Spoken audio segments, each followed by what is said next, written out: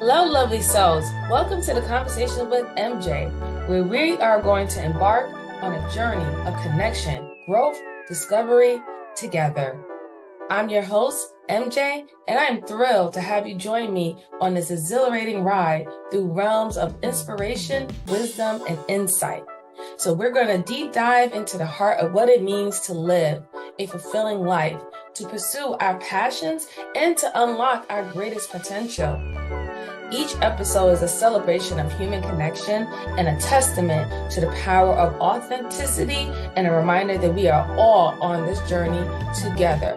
So get ready to be inspired, get ready to be empowered, and get ready to ignite your inner fire because here at Conversations with MJ, the adventure never ends. So join us with every moment an opportunity to shine. Hit the like button, hit the subscribe button, please leave a comment, and the show will be starting shortly. See you soon.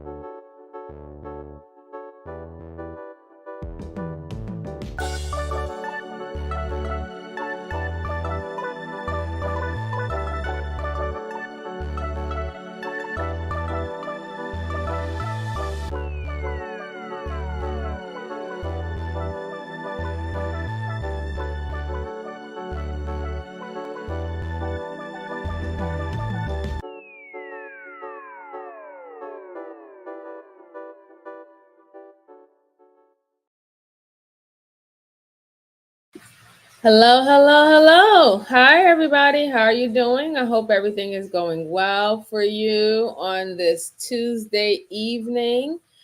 Hope everything is going good. I hope you had a good work day. And if you are working, I hope you don't have to work soon. I hope you get off soon. So, shout out to Sharon Bracey. I enjoyed the conversation that he had today on his panel. It's probably still going on. But yeah, I thought it was really interesting. It was a lot of different perspectives, which I definitely enjoy.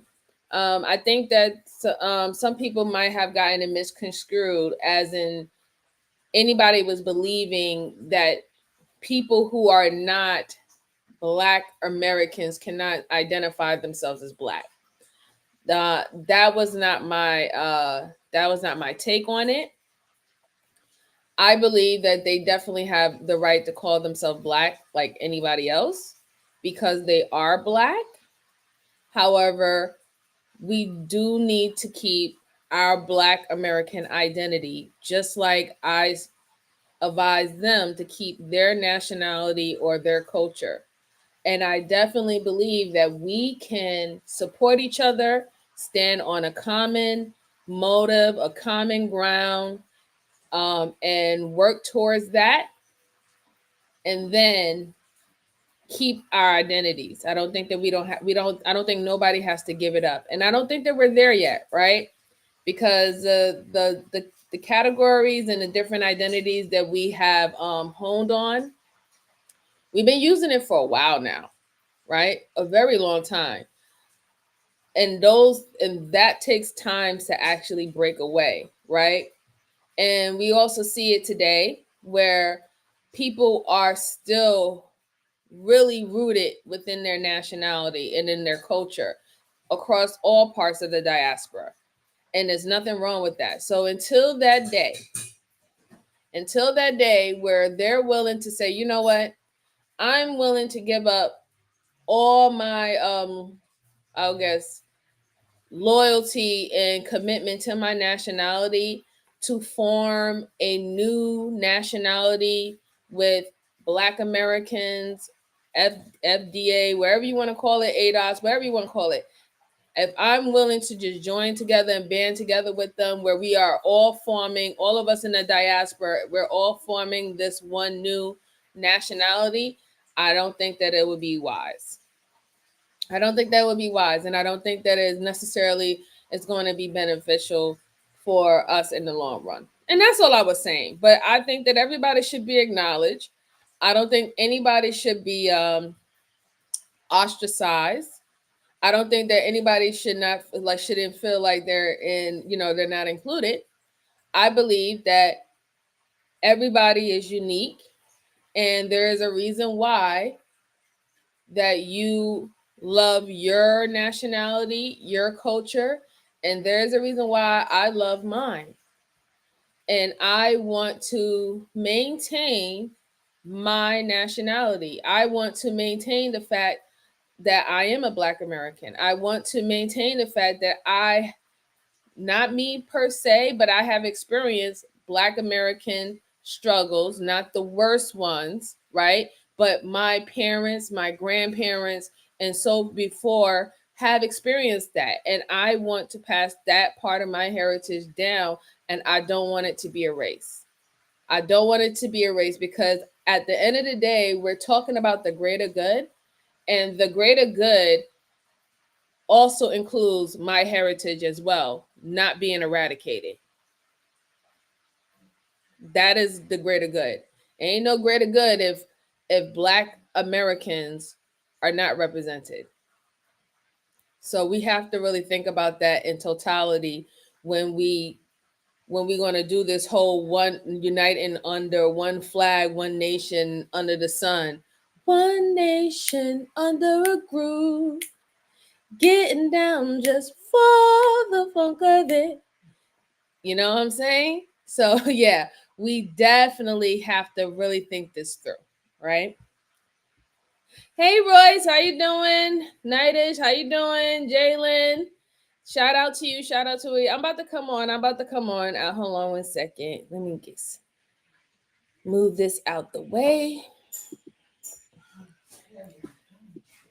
Okay, so what I wanted to talk about today is, if you see my title, diving into Hermeticism. I can't even pronounce it correctly, but it's Hermetism. Okay. And I want to know, put a one in the chat, how many people knew what Hermetism is? Raise your hand.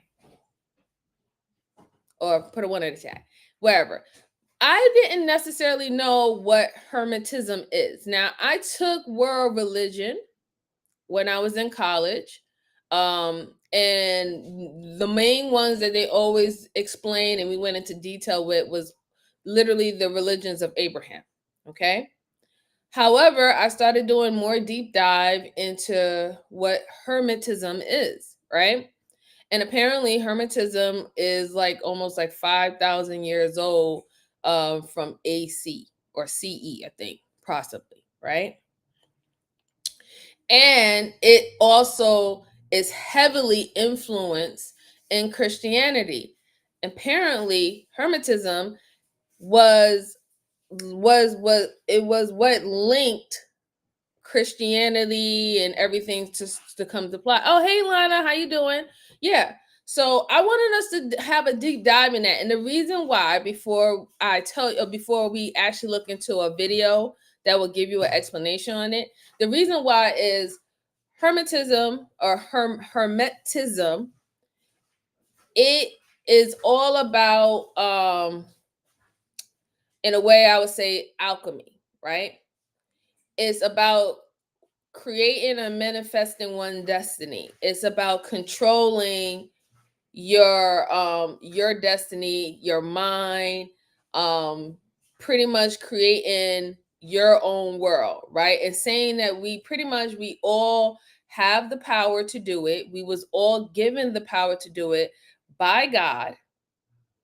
It's just that we distract ourselves.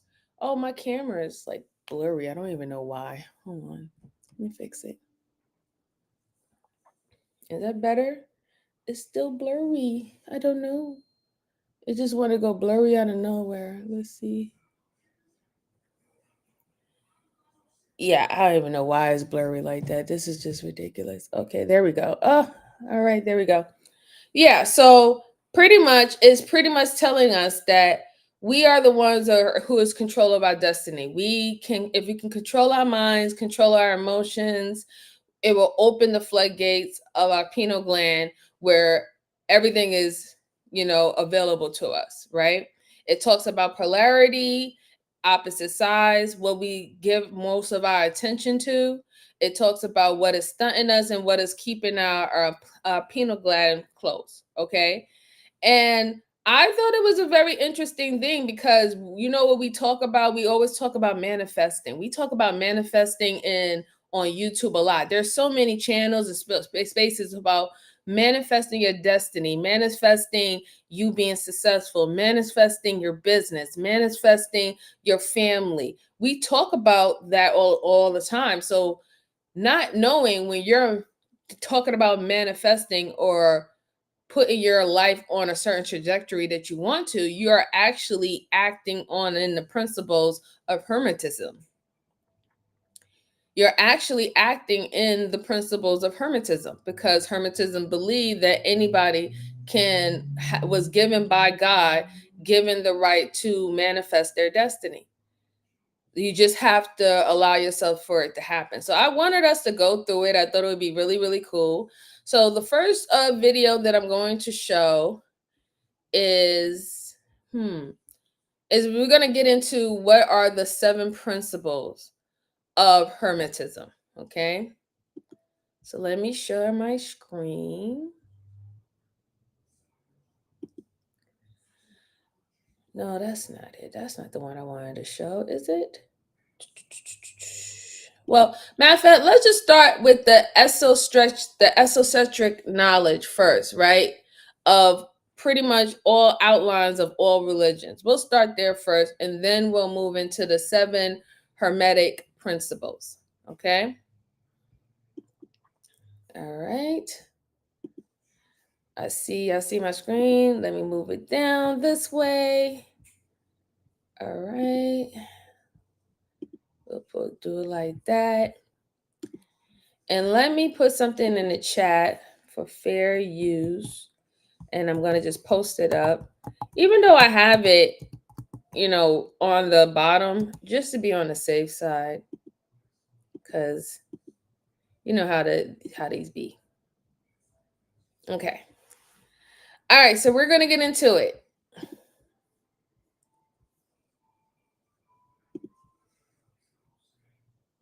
Chaos magic is a modern form of occult practice that emerged in the late 20th century. Rooted in the principles of individualism and pragmatism, it diverges from traditional magical systems that often require strict adherence to established rituals and belief structures. Instead, chaos magic encourages practitioners to create their own methods and symbols, drawing from a wide range of influences to achieve their desired outcomes. The origins of chaos magic can be traced back to the 1970s in the United Kingdom.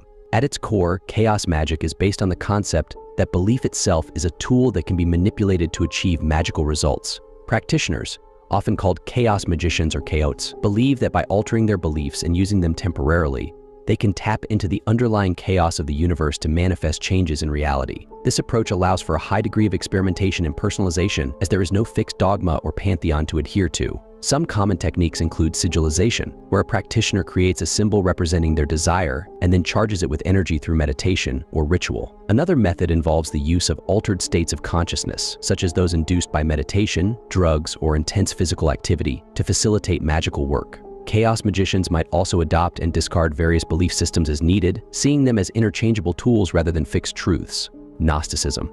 Gnosticism is a diverse and complex religious movement that emerged in the early. So that was chaotic magic. Okay, so chaotic magic is not Hermetism,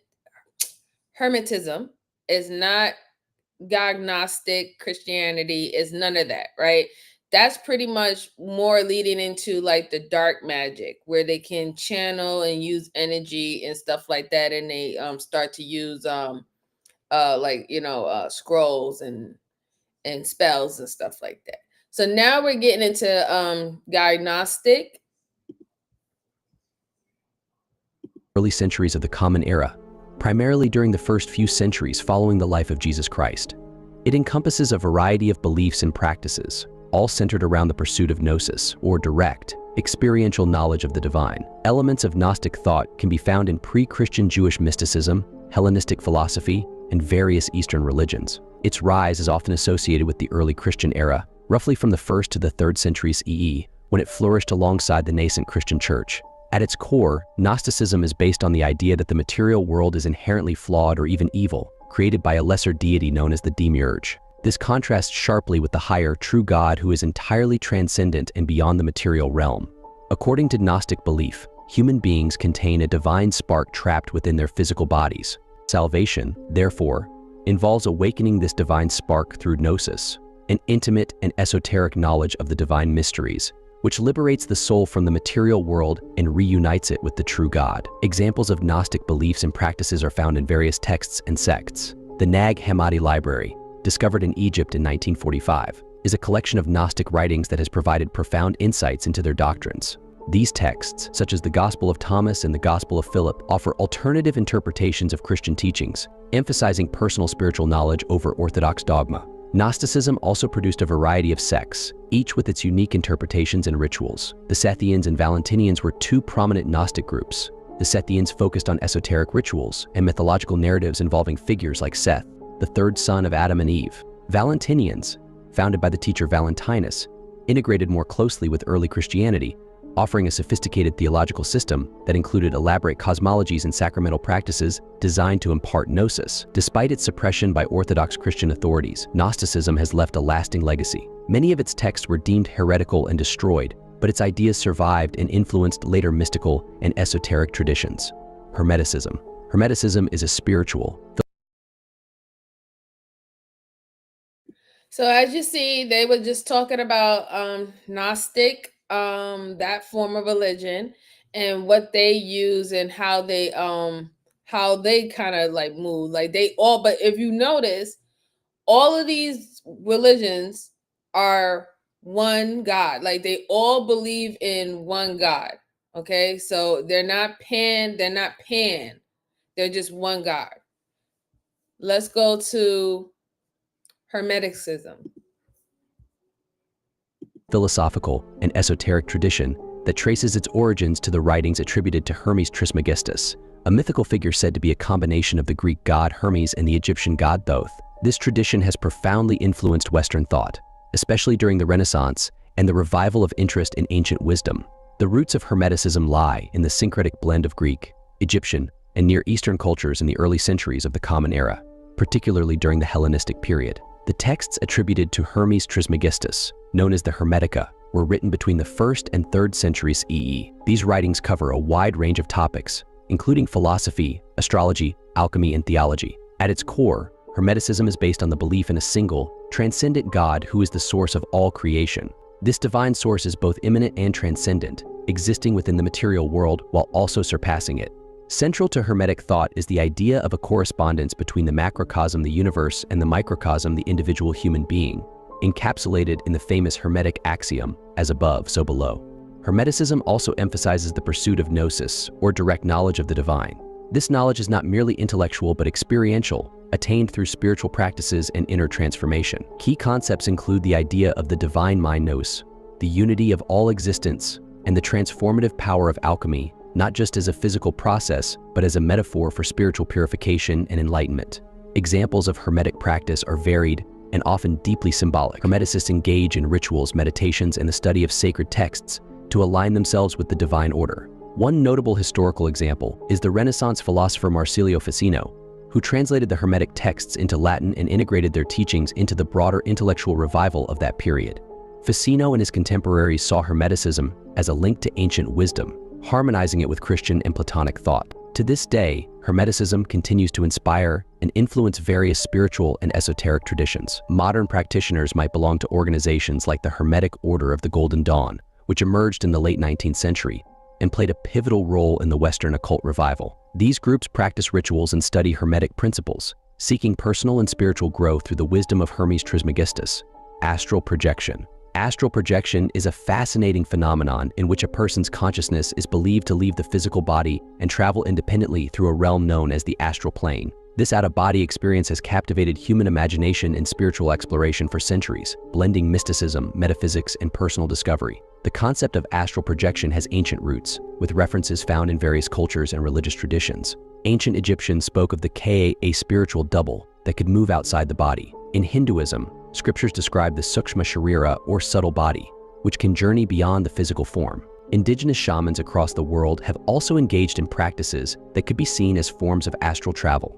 In the modern Western context, astral projection gained prominence in the late 19th and early 20th centuries, particularly through the works of theosophists like Helena Blavatsky and later esoteric writers. These thinkers integrated ancient beliefs with contemporary spiritual and philosophical ideas, popularizing the concept within the broader New Age movement. The basic concept of astral projection centers around the idea that humans possess not just a physical body, but also a subtle or astral body that can separate from the physical form and travel independently. This astral body is connected to the physical body by a silver cord which ensures the traveler can return safely. During astral projection, the consciousness shifts from the physical to the astral body, allowing experiences in different planes of existence. Many practitioners use meditation, visualization, or specific breathing techniques to induce an out-of-body experience. For instance, someone might lie down in a quiet place, focus on relaxing each part of their body, and then visualize their astral body slowly rising and floating away. Others might use more ritualistic methods, such as chanting or the use of crystals, to facilitate the experience. Reports of astral projection experiences vary widely.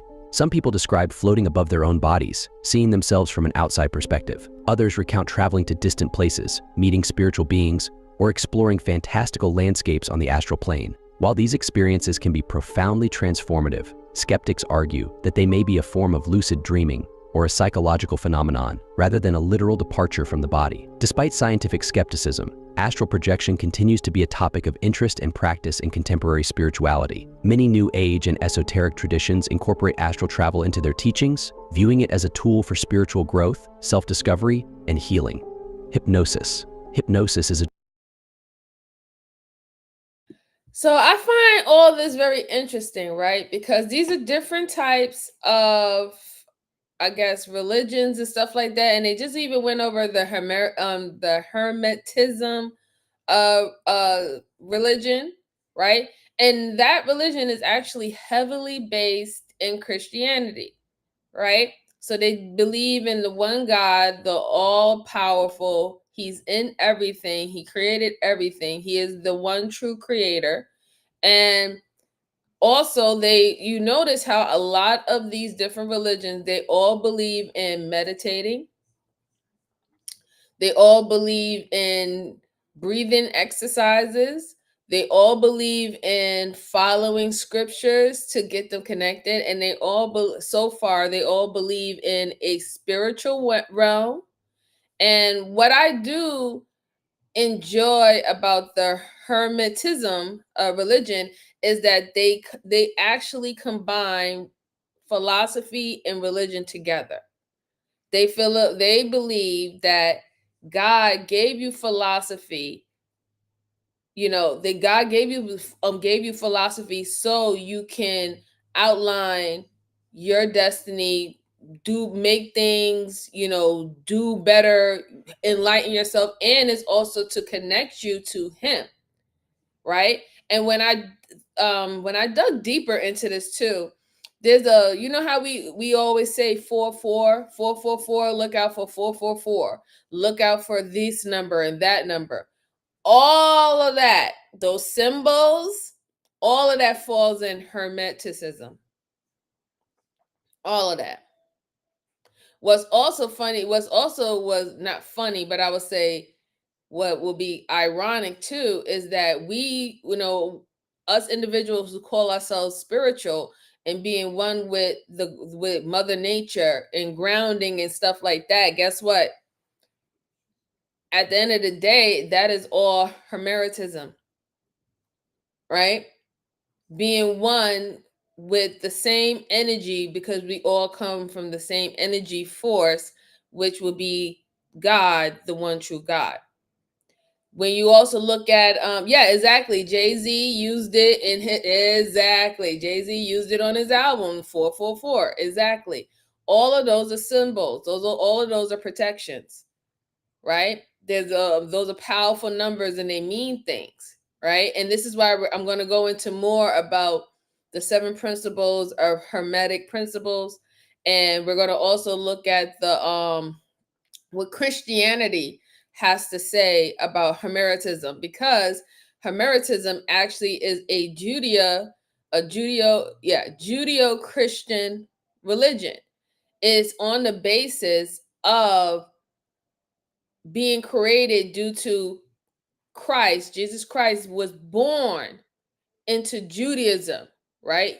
He was born into Judaism, but he was the bringer of Christianity. So I just thought that this was really cool to look at. So let's continue. A trance-like state of focused attention and heightened suggestibility, often accompanied by deep relaxation. It's a technique that has fascinated people for centuries, bridging the gap between science and mysticism. The origins of hypnosis can be traced back to ancient times. References to trance-like states are found in the practices of ancient Egyptian sleep temples, where priests would induce a state of deep relaxation to promote healing. Similarly, ancient Greek oracles and Hindu yogis used techniques resembling hypnosis to achieve altered states of consciousness. However, the modern understanding of hypnosis began to take shape in the 18th century with the work of Franz Mesmer, an Austrian physician. Mesmer believed in the concept of animal magnetism, a natural force that could be harnessed to heal. His methods, though not scientifically sound, laid the groundwork for future exploration into the phenomenon. The term mesmerism, derived from his name, is still sometimes used to describe hypnotic practices. In the 19th century, Scottish surgeon James Braid advanced the study of hypnosis by debunking Mesmer's theories and proposing that hypnosis was a psychological state rather than a mystical one.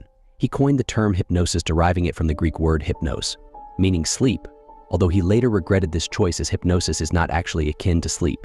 During hypnosis, an individual is guided by a hypnotist into this state, where they become more open to suggestions. This can lead to changes in perception, memory, and behavior. It's important to note that despite popular myths, a person under hypnosis retains control and cannot be made to act against their will. Examples of hypnosis in practice are diverse. Clinical hypnosis is used in psychotherapy to help patients manage pain, reduce stress, overcome phobias, and change harmful habits like smoking. For instance, a hypnotherapist might help a patient visualize a state of calm to alleviate anxiety or use positive suggestions to boost self-confidence. Stage hypnosis, on the other hand, is performed for entertainment purposes. And it's really cool that he actually even said that, because of the simple fact is, do y'all know that our psychiatrists and our psychology experts, do you know that they use Hermetism? Do you know that the practice of psychology that we use today is Hermetism? I didn't know that. Hey Hassan, how you doing? Yeah, I didn't know that. So when you go to a psychiatrist or you go to a therapist and they're telling you tips and tools for coping mechanisms, or if you experience a trauma and you need to identify what the root cause is and make a plan to remove yourself from it. And when they tell you to think positive or don't think about the negative, think positive, whatever, not, do y'all know that is Hermetism? Did y'all know that? That is Hermetism. When you say, don't look at the bad, focus on the good. That is one of the 7 principles of Hermetism. It's called Polarity, where there's going to be 2 extremes, but the 2 extremes is actually on the same wavelength. And that if you would just control yourself to focus on the positive that's going to reach whatever goal that you want, the negative will actually disappear out of your head. It doesn't mean that it goes away, but you're no longer focused on it, so it's no longer an issue anymore. And we say that to amongst our friends. We say that amongst each other every day on YouTube. We'll get feedback like that from a coach, a mentor. So all the things that we're saying, we don't even know that we're already acting in Hermetism. We're literally acting within it and did not even know what the name was. So I want to show another one. They're going to just go with this one right here. They're going to just continue go through all the other different esoteric knowledge of so and so religion.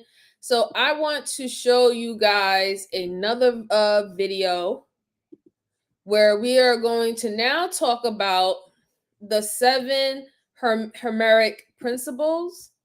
And I like how this guy did it. I thought it was cool. So let me put this up.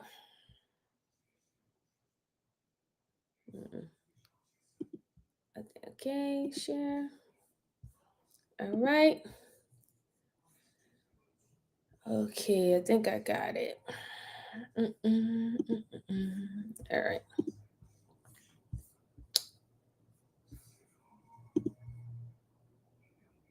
We have a hubris that all the new technology and all the new science is coming forth from our world in the last few years. But guess what? There were civilizations here over 10,000 years ago. They knew stuff that we're just beginning to find out. They knew stuff that was so far advanced that we wouldn't even think about it. One of the things that we're going to talk about today are the Hermetic Principles. Now, these are principles about the nature of life on this planet that were created over 5,000 years ago. But what's so interesting about them? No matter how old they are scientifically accurate at this moment right now. But before we go into them, I'd like Alex to take over for a minute here and give us a little history about the Hermetic Principles, and then let's compare those principles from 5,000 years ago to what we know today. The 7 Hermetic Principles are part of a school of thought that goes back tens of thousands of years, but more recently we can attribute this work to a book written in 1908 called The Kybalion by 3 initiates. It's a story that revolves around a particular character known as Hermes Trismegistus, which translates roughly as Hermes the Thrice Greatest. Now, through research and academia, there's a lot of debate on whether or not Hermes Trismegistus was an actual historical figure or the result of a coalescing of an ancient think tank, because Hermes Trismegistus shares qualities and characteristics from other characters in ancient times, such as Thoth, the god of writing and wisdom in ancient Egypt, and Hermes, the god of communication, the messenger of gods from ancient Greece. What's so important about the 7 Hermetic Principles, as we will find out in this video today, is that it gives us a framework for the mechanics and the rules that govern reality itself. It's really cool and really exciting when we start to see that ancient wisdom starts to bridge into the world of modern science, such as quantum physics, into a focal point that gives us a sense of empowerment and knowledge on how to live in this world, not just live in this world, but thrive in this world. So let's go on a little adventure and see what kind of wisdom we can unfold today.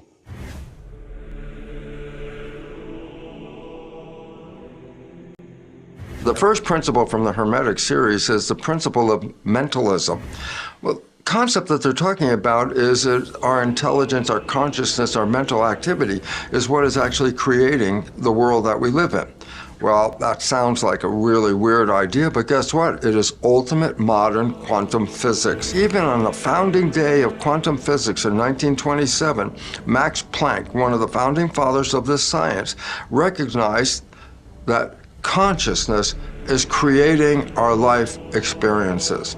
How you are thinking and what you're believing and how you behave is actually manifesting the experiences we have in this world. Well, Planck gave us the idea that consciousness creates our life experiences. This idea from 1927 is as valid today as it was then. A recent article in the journal Nature, the most prestigious scientific journal on this planet, by Richard Conn Henry, a physicist from Johns Hopkins University, wrote an article entitled The Mental Universe. Well, I'm not going to go through all the details of the article because it's all summed up in the last sentence of the article. Quote, "The universe is immaterial. It's mental and spiritual." live, and enjoy. The concept that quantum physics has revealed is that our mental character is actually creating the world. Well, this is profoundly important just from a simple scientific point of view. For example, we talk about what we call the placebo effect. Someone has an illness, they take a drug that is told to them to be what they needed to heal themselves with, they take the drug, they get better. And then we find out that the drug they took was a sugar pill. So the question is then, what healed this person? And the answer was the positive thinking that resulted from the placebo effect. So isn't that crazy, guys? Just think about it. A lot of the medicines that we are taking is just sugar pills. And the simple fact that it is, we go into doctors, we go into the hospitals, and we're saying we're not feeling well, we're not feeling this way, and they prescribe us medicine. We sometimes believe that the medicine that they're giving us is going to cure us and we're getting better. But in fact, it's actually our mental status that is getting better. We are actually healing ourselves, but we are given the illusion that we are actually taking something more potent to help us and assist us. So if that can happen, if they're saying that the placebo is literally just creating positive reinforcement into our psyche to believe, for us to do the work, for us to get better, then what do you think happens when we're on the other side of that polarity? When we're on the negative side, we're destroying ourselves. We are killing ourselves up. We are dying. We are killing ourselves slowly, dying very slowly with the negative, and pouring in all the negative thoughts, all the fear, all the not being, not believing in ourselves, not taking risks, not believing in our capabilities. All of these things, all these negative thoughts that we are putting in our head is having that effect as into why we are also harming ourselves very badly. Let's see. Oh, hey, world class. How you doing? Appreciate it. And Royce, yeah, I'm gonna definitely look into that book. You said that's by Tommy Newberry? Okay, I gotta definitely look into that. So let's continue. Well, guess what? There's a consequence of negative thinking. That's called the nocebo effect. And most of the illnesses on this planet can actually be really related back to negative consciousness. The nocebo effect is the opposite of the placebo effect. Yet both placebo and nocebo are mental constructions. And so basically what we have to understand is our thinking indeed is creating our world, and there's a difference between positive thinking and negative thinking.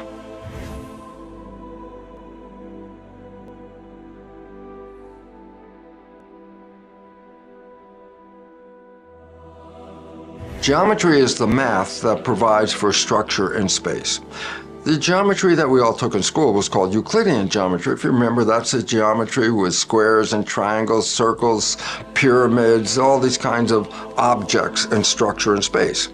Well, it's very interesting because the Euclidean geometry is what we use to create our world today. The houses, the buildings, even the technology and electronics, etc., all comes down to understanding the geometry of a Euclidean nature, okay? Well, here's the issue. Is there a geometry that makes a tree? Is there a geometry that makes a snail? Yes, there is. And it turns out it's called fractal geometry. It's a very simple equation. But here's the nature of the equation, that you solve the equation and you get an answer. But the neat part is now you take the answer and feed it back into the same equation, solve it again. You get another answer. Take that answer, feed it back in. It's an iteration. It's a repeat of the same pattern over and over again using, guess what? The same original formula. Since you're using the same equation, the patterns in the geometry repeat themselves at higher or lower levels of organization. So if you're trying to understand a pattern at a higher level of organization, then you could go back and look for the same pattern at a lower level of that mathematics, make sense out of it at the lower level, and then take that information and understand the higher level. It comes down to something you've heard your whole life. It's called as above, so below. So basically, it said you can see the structure of the universe in patterns that replicate in self-similar fashion at any level of organization. It's a very simple one that I work with all the time is cell biology. You can look at the human and say, look at all the functions in this human body. Well, that's very complex, 50 trillion cells. But guess what? In a single nucleated cell in your body, all the functions that you have in your body are already present in a cell. The cell has respiration, digestion, excretion. Cells even have an immune. What?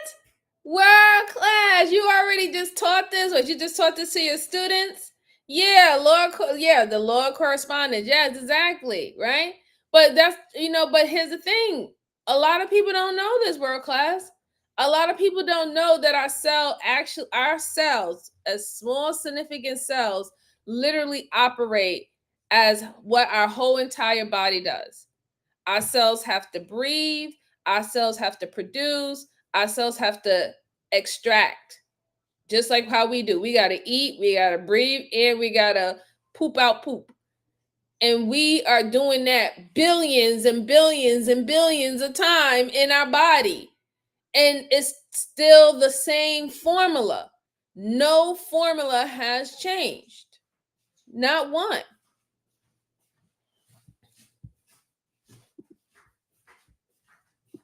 System. It's the same mechanism that's used in the higher organization, which is then a human body.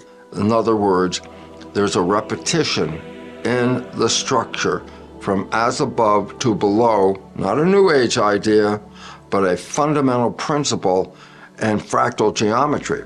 Now, an interesting point about it is, as far as we know, fractal geometry came into awareness in the 1980s with Mandelbrot.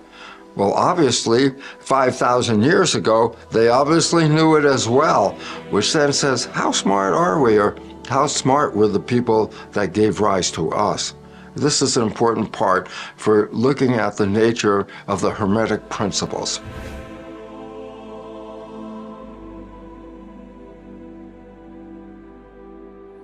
The principle of vibration is so interesting because everything in the universe is moving all the time. It's always vibrating and moving. When quantum physics first looked at the atom, as the earlier physicists, they saw the physical structures of protons, neutrons, and electrons. But as they started to take it apart, they found out at the very bottom, there wasn't anything physical. It was a vortex of energy. You can visualize energy by taking a rock and dropping it into a pond.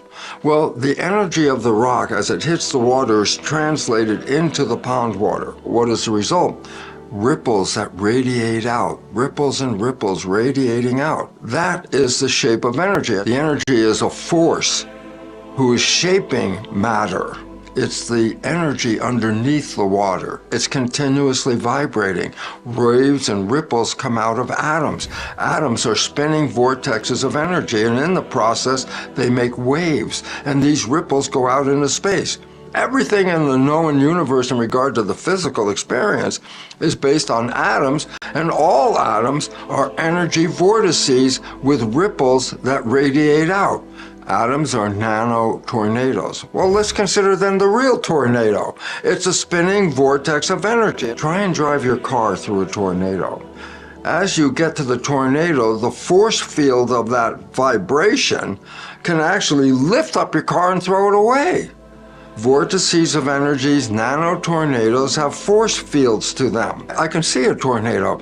It's got all the debris and the dirt and the dust that's been picked up by the windstorm and thrown all around. If you take the dirt and dust out of the tornado, it's still an energy force field, even though now you can't see it. An energy force is invisible, but you can feel it because it will push on you, you push on it. That feels physical. As far as we know, The ancient people weren't talking quantum physics, but they obviously knew quantum physics because they understood the nature of the vibration. Even though they live in a world like we live in the world that appears to be physical, this ancient wisdom was built into the Hermetic principles.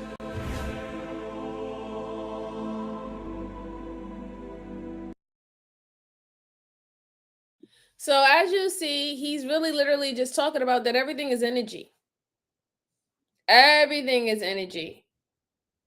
When we even think that we're not seeing energy, or we're not surrounded by energy, all that is around us. All of that. Not we have our own personal energy, and then we also have the energy that's within the environment. And then we have the energy that's like with the trees or anything else. So yeah. Let's see. World Class said I did 4 videos on the universal laws. When did you do this? Like what was it? Probably like years ago. Probably years ago. Yeah, but it's just letting us know that energy is all around us. Energy is forming antons, the antons, and even the structure of the antons is completely, literally the same throughout everything in our reality. And we're going to get to the Christianity part about Hermetic, because, like I said, Hermetism literally is Christianity. There is Christian Hermetism, where is philosophy and religion joined together. There always used to be this type of talk before that if you're religious and you follow the Bible, you follow Christianity and something like that, since the premise of the Bible is to be led by faith, that you could not be philosophical. And quite frankly, no, that's not the case. Apparently, it seems, because Hermeticism literally falls under, falls under the Judeo-Christianity of religion. But let's continue.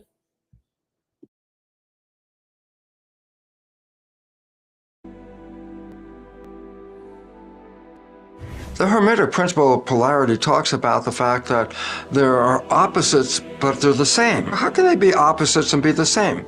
Well, let's go back to the understanding of an atom. And I talked about the fact that an atom, you can see its action through the ripples in a pond. And it's sort of actually what is called a sine wave. And a sine wave goes up, and a sine wave goes down, and a sine wave goes up, and it goes down. But there's a midpoint. At the midpoint, if you look at the wave going up, we would say that's the positive. But when it goes back down to the midpoint and goes under the midpoint, that's the negative. So we talk about a graph with a line, positive above, negative below. But guess what? The same ripple is positive for some part and then negative for the other part. Polarities represent an extension of a continuum. That on one side is one extreme of that continuum, and the other side is the other extreme. They came from the same ripple that's going up and down. And so when we look at the world, we have a tendency to focus on the polarities, good, bad, night, day. All these different polarities that we have generated all represent the same. Day and night is a cycle. You can plot it. It's all the same. Can I separate day from night? No, you can't. They're all the same vibration. But this is important for us to understand, because we have a tendency to move to one side of the polarity, move to the other side of the polarity, and this creates a problem in our world, especially when we divide, let's say, politics or any level of consciousness. We say this side says this and this side says that. They look like opposite sides, but the truth is they're all on the same wavelength.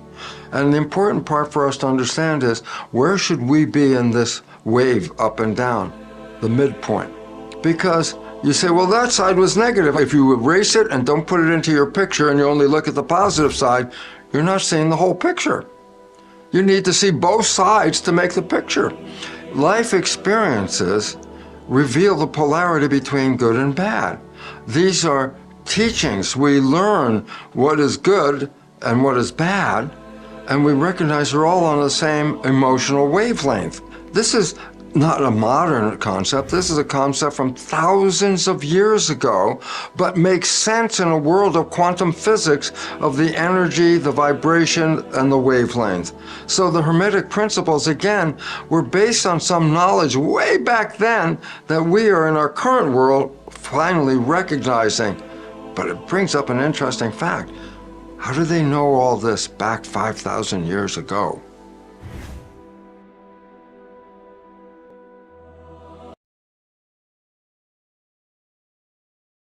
I wanted to stop there because I think that was a great point that he made, because we all heard that terminology, right? Red, what is it? The red side, the blue side, the left wing and the right wing is still the same bird. That's where we get, and this is exactly where we're getting these terminology from. We get these old phrases, and it's just been something that we pass down and we pass down and pass down, and we don't even realize where these old phrases are coming from and what they're actually, what they're actually representing. We don't necessarily know. And I thought that it was interesting for him to say that we have to look at things in totality, right? Because one part of the things about Hermetism is that in the actual book, the Kabbalah, it says that all truths are half truths. All truths are half truths. And the reason why is because there's always the other side. There's always the other side. Where we have a cause and effect, those are two different sides. There was a reason why this happened that gave us this outcome. And if we was to change anything with what happened in that story, the outcome is going to be different. This is why they made movies like The Butterfly Effect with Ashton Kutcher, whatever his last name is, Kutcher, right? They made these type of movies to show you that how cause and effect, how things happen, that if you even go back in time and try to change things for the better. They did that with, matter of fact, they did that with the Spider-Man movie. They did that with the Spider-Man movie with the metaverse and all the stuff like that. The Spider-Verse and stuff. Yeah, I think it's the Spider-Verse. The Spider-Verse is something like that. They're literally showing you that even though when you want to go back and you want to change things because this outcome happened, you are going to put a ripple in pretty much life and existence in itself, and you are changing the trajectory of everything else around you because we are all sharing the same energy. We're all channeling from one source. So you're messing up the flow of things if you was ever try to revert back or go back in time and all the stuff like that. And all us older people, you remember Back in the Future? Back in the Future, that was all about that. Every single time he tried to go back and change something, something else happened. Something else happened. He almost to the point where he almost erased himself. So there's a reason by some things. Let's see what's saying in here. World Class said, most don't know that the 7 Hermetic principles are to be taught in a certain order. Yeah. There's a whole like pamphlet and book on it, and there's a certain way that you're supposed to do it to actually get this benefit. But I wanted to show people that even things that we do today, and we don't even know why we do it. We go to self-help events. We look for mentors. We are always talking about what is it called? Self-reflection, trying to change our trajectory, set a goal, create a plan, manifest, all these things that we say today that we try to tell people to help them and it's going to benefit their life, it's going to benefit their family. Literally, we're using the principles of Hermeticism principles. And I just thought that was just pretty cool to actually realize where a lot of this stuff is coming from. So let's continue on. In the Hermetic principle dealing with rhythm, recognize this very simple fact. All atoms are actually energy vibrations. Well, a vibration has a rhythm. There's an up phase and a down phase, and an up phase and a down phase. Well, this rhythm can also be present in our life. There are times when you're in harmony with the going up, and these are the good feeling times, these are great. And there are times when we seem to be out of harmony, but that's because the rhythm is going down in the opposite polarity. So the point about the rhythm is, if you can choose and you can engage, then you can ride the rhythm and then make your life smooth rather than abrupt changes of good, bad, good, bad. It's a flow, it's a wavelength. Historically, this wavelength characterizes much of the history of this planet. So the original people, the indigenous people, they understood the rhythm. They lived in the balance. They lived in the middle part so that their lives were living in harmony. It's interesting because in our social evolution, we started at balance, went to spirituality with polytheism, then ultimate spirituality, monotheism, and then there was a revolt, and it's called the Protestant Reformation. And they started to say, well, wait, maybe matter isn't as bad as the church was claiming it was, because the church was at the top of the pole, the bottom of the pole was matter, and the church said, well, that stuff at the bottom is not good. And then that wave started to come back down toward the middle. We crossed the middle, it's called deism, the belief of nature and God being the same thing. Nature being the physical reality, God being the spiritual reality, and deism said they're both the same thing. Well, interestingly, that deism is the foundational principle of the United States when it was first formed by the founding fathers. But it's a wave, it didn't stop at the midpoint. Well, as the wave started to go in the material realm, we started to let go of the spiritual realm. That matter now becomes the most important thing. Well, we let go of the spiritual, so where does life come from in the material world? And the answer they came up with was genes. Genes represented the source of the physical experience. And then all of a sudden we say, yep, spirit's not necessary, we've got genes. There was a point where people said, there's something more than the physical realm. And they started to look at healing in a different way. They started to recognize that you could heal with energy. You could heal with consciousness. The people started to say, yeah, but that's the invisible part. The material realm started to transition back into what? That there's a spiritual realm that we've left out of the story. So if you understand, we pull back and look at the flow. The flow is what? A sine wave. And a sine wave shows us there's an up and a down and an up and a down. But the sine wave is the example of rhythm, that you put both of them together and then you can make a vibration that goes up and down like that. So again, the whole principle is coming back at this point.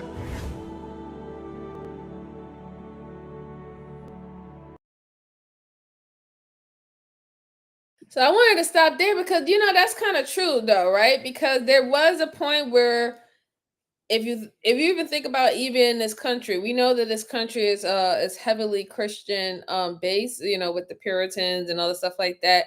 So it's at one point that we was very Christian or religious bound. And then after a while, we tend to still have our Christian, beliefs. We have our Christian background and upbringing, but they started including worrying about your spiritual health, right? And as in your spiritual health, as like with the chakras. So now we have chakras, we have psychics, we have revivals of certain things, spa treatments and stuff like that. Acupuncture, we have all these different things that we're using to maintain balance within our body, as well as what we try to maintain balance in out here in the world. And I think that's kind of fascinating that we was literally we were so strict before, and then it was like a break, and it was like, okay, we need to add back to middle ground, or what would be considered what middle earth, right? A lot of people don't even know that the guys who did the Lord of the Rings and stuff like that, they had that's what that Middle Earth thing was all about. That like literally that the fight with the polarities and trying to bring and having the actual battle at Middle Earth. Like a lot of people don't even realize that's what that movie was about. And also the Chronicles of Narnia, because both of the people who made those movies were actually best friends. And if the Lord of the Rings guy didn't make the Lord of the Rings, there would be no Chronicles of Narnia. That I found that was very interesting to find out too. All right, let's continue. I don't think we have that much left. So the point of cause and effect is actions cause reactions. But reactions then alter the original cause of the first action. So it doesn't have one cycle, it's repetitious the whole time. Everything is action, reaction, action, reactions. If you want to understand how in the universe you see something moving, you automatically know there must have been something that pushed it in the first place to move. So the basic understanding of cause and effect, action, reaction is built into our world of view and our world understanding.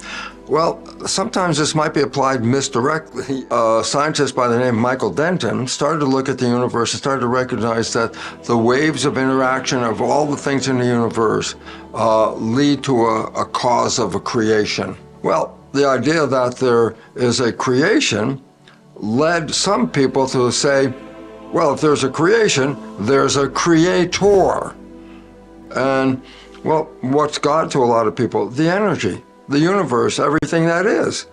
But they make that energy into a person. The white bearded guy up in the sky is the physical creator. I say, no, but perceiving that there's a creation, they automatically, with the idea of cause and effect, use that principle to say, well, there must be a cause. So what we're really beginning to understand in the world of quantum physics is that everything is energy. Well, energies interact with energies. A thought is a creative energy. You can create a thought, but that thought being an energy can alter the physical reality of yourself even. So your thoughts being broadcast are a cause, but the energy of the thought engages with the energy of the atoms of your body and are manifest as an experience, cause and effect. That just simplifies why the biology belief is so important, because your consciousness is a cause that results in an effect as perceived in your body.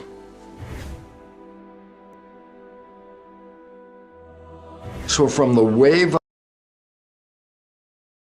All right, so he's going to get into gender, and this is like a good part too, because in the gender part, he's going to talk about how we have the masculine and the feminine, right? And I know the men are going to love this, because he's going to literally say that we cannot have one without the other. We have it both in us, and we both need each other. So I know y'all waiting on this. So here we go.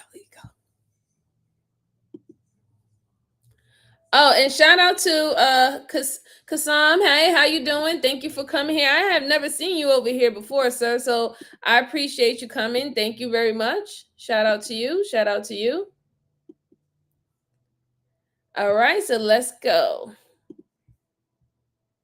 Of an atom to the intelligence of the human, it's all been divided into what we have perceived and labeled as male and female, but recognizing all organisms have both characteristics. In a cell, they have both energies. A cell cannot live with just male characteristics or with just female characteristics. So what's the difference? Male characteristics are associated with structure and movement. Female characteristics are associated with vegetation and reproduction. In other words, growth, and this is support.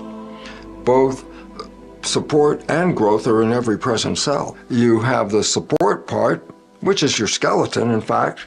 That's a big deal, the muscles and the skeleton. But you have the vegetative part. Well, those are the organs of the gut that are taking care of the metabolism, cleaning up the system. Over the evolution, the cell started to split because of differentiation of function. And one cell says, okay, I'll handle the support, but I can only work with it if you handle the vegetative. So it took both the male and female, but you have to work them together. And the significance about this is even in the cell, both of them are there, but it's even in the human. In the human, we have both a female and male characteristic to it. And the simplest one is just look at the brain. There's a line right down the middle of the brain. That line separates what are called the hemispheres, left and right. Well, they're totally two different functions. The left hemisphere is associated with intellectual thinking and stuff like that. The right hemisphere is associated with emotion. Gender plays an important role, but then also recognize this, just like polarity that we talked about before, it's all on the same wavelength. They're not separate from each other. Both are required. Emphasize the left, more intellectual. Emphasize the right, more emotional. And then label them as what? Male, intellectual, female, emotional. They were the same thing. They were always a continuum of the same thing. There is a difference in gender, yes, but we have created an artificial separation of that through the programming that we acquire in the first 7 years of our life. Human programming has caused a separation. You want to understand how to live in harmony? Go back and recognize each of the principles in the Hermetic series, because when you put them all together, it is a guide for us to thrive into the future. And it's interesting because there's an old saying from Mark Twain. He said, "The older I get, the smarter my father becomes." And the idea is the older we get in civilization, now we can look back and say how smart those people were at the very beginning. And we should honor that. We just made a list of the mechanisms of how the universe works, and this is really great because when you understand it, then it says, well, if I use these mechanisms, I can manifest a life. But the big word that I just used was use these mechanisms. Awareness of the mechanisms and not using them is a waste of your time and your life. You have to use these principles in the way you carry out your life because they are the principles that determine the character of life. What do you care about in this world? What is it that excites you and makes you feel like, I love living in this world? Find out what it is that drives your heart, what makes you feel good and all that. Make it an intention. It's not just a knowledge, but an intention means I am driving toward something. What are you driving toward in your life?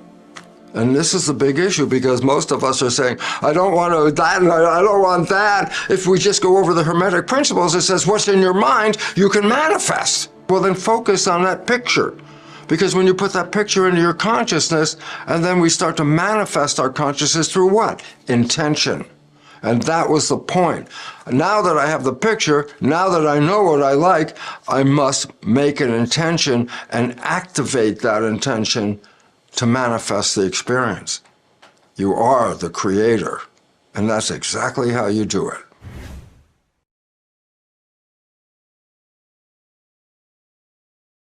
All right. I think that was very cool. That was very deep. I enjoyed it. So now I'm going to show you another short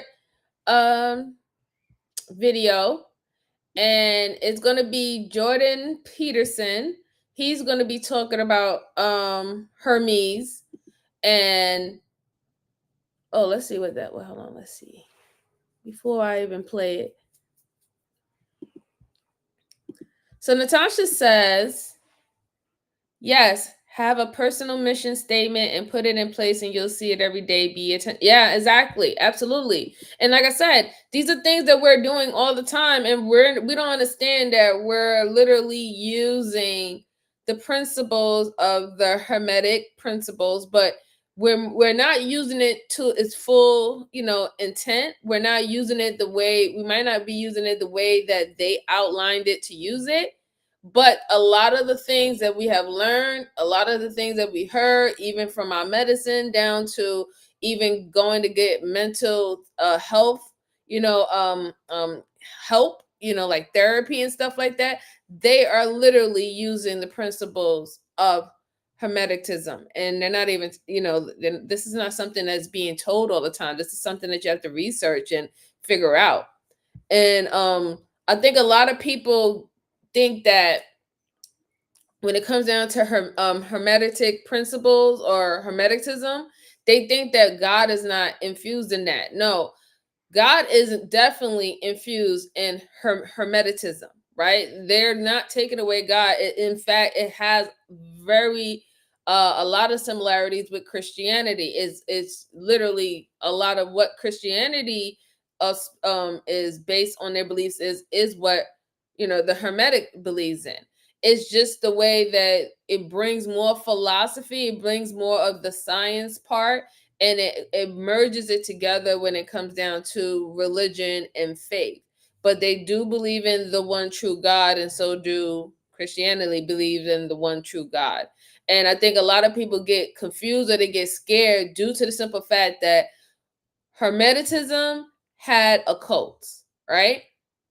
And one of the cults that we fear the most that comes or that was born from Hermeticism is the Illuminati. We fear the Illuminati. We are fearful of the Illuminati, but because they are actually using the Hermetism principles to the fullest power, right? But that wasn't not every occult of Hermetism. There were other cults that was not doing what the Illuminati was doing, but that is just one occult that is well known in history for their acts and what people believe that they have been doing and stuff like that. Another occult that we all know that we don't fear, we don't scare, we don't like hide too much from it is Freemasons. Freemasonry is they follow the Hermetic principles. And in fact, if you ever heard of the 33rd power of Freemasonry, that is pretty much aligned with the Hermetic principles and how you are supposed to connect to your spiritual world and how you are supposed to actually connect right back to God. But we're going to go into that. But let me go show you this other video. Oh, hold on. So, World Class says law of gender is macroism and fem is microism, which is the law of order. Yeah, I guess. All right, let's go. Let's see if I can pull this up. All right, so like again, this is Jordan Peterson. He was actually speaking on it. He did an interview with this guy a long time ago, and it was running on his ideas of Hermeticism, and also because he actually used it, and this is why he used it to become successful, and he was able to control his destiny, control his mind, and yeah. So he's gonna explain it, and I'm gonna be quiet, and here we go.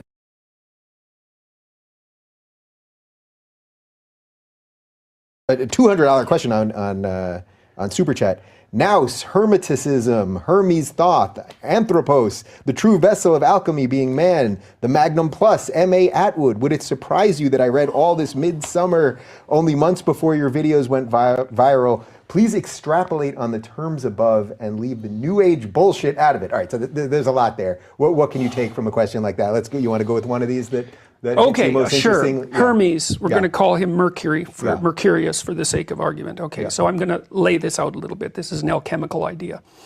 So, first of all, if you mix mercury with ore that has gold in it, the mercury will pick up the gold. So that's interesting. Mm-hmm. So that's the magic of mercury, is that it will take the gold out of the raw material. Okay, so now remember, at the beginning of the conversation, I said that if you're going to read Macbeth, the idea is to extract out from it a valid, implementable philosophy, behavioral pattern. Well, that's extracting the gold out from the ore. Okay, so now Mercurius is also the winged messenger of the gods, and so he flits around. Now that's what your attention does, you see, because your attention is always being pulled in different ways by forces that you don't understand. This is the fundamental insight of psychoanalysis, and probably its most terrifying insight, is that your very attention is controlled by forces that you do not understand. Now, the ancient people considered those forces, it's more complex than this, but they considered them gods, because the gods could direct your attention. And so, now, how does Mercurius is the winged messenger of the gods. Okay, so now let's say the gods, we'll call them unconscious forces, or we'll call them gods. They're trying to orient you in a particular direction. for some reason. They do that by making things more vivid for you than they would otherwise be. Those things attract your attention. Now, interesting. This is just the same way you described the porn actresses a second ago. yes, Yeah. yes. It's a very similar mechanism. Yeah. But some of that's your choice because you aim at something and then things manifest themselves. But some of that's the result of these unconscious forces illuminating parts of the world and darkening other parts. Well, they illuminate your path. Well, you could say that all those unconscious forces, imagine those as the pantheon of the gods. And they're trying to send you a message about how to act. Well, they do that by sending Mercurius, who flits around, and he's the thing that glimmers, that captures your attention. Okay, now the Jungian idea, it's a brilliant idea, is that the integration of all these unconscious elements, their integration into a functional unit, then manifests itself in your field of experience as an interesting pathway. And if you take that interesting pathway, you unfold.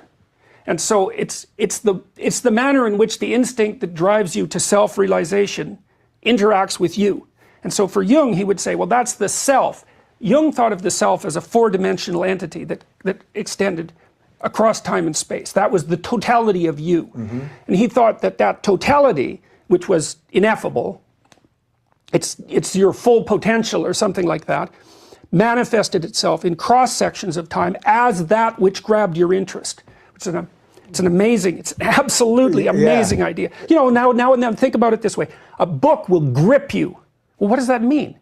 That it gripped you.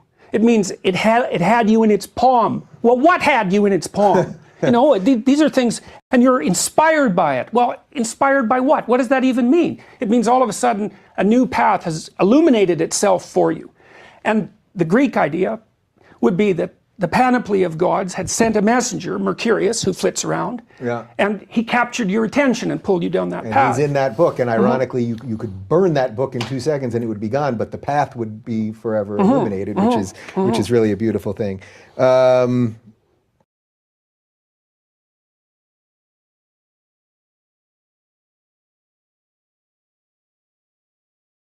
Yeah, so I thought that was like very cool and interesting, because he was talking about how these are things that sometimes these things that we consider are distractions are actually just new openings of pathways.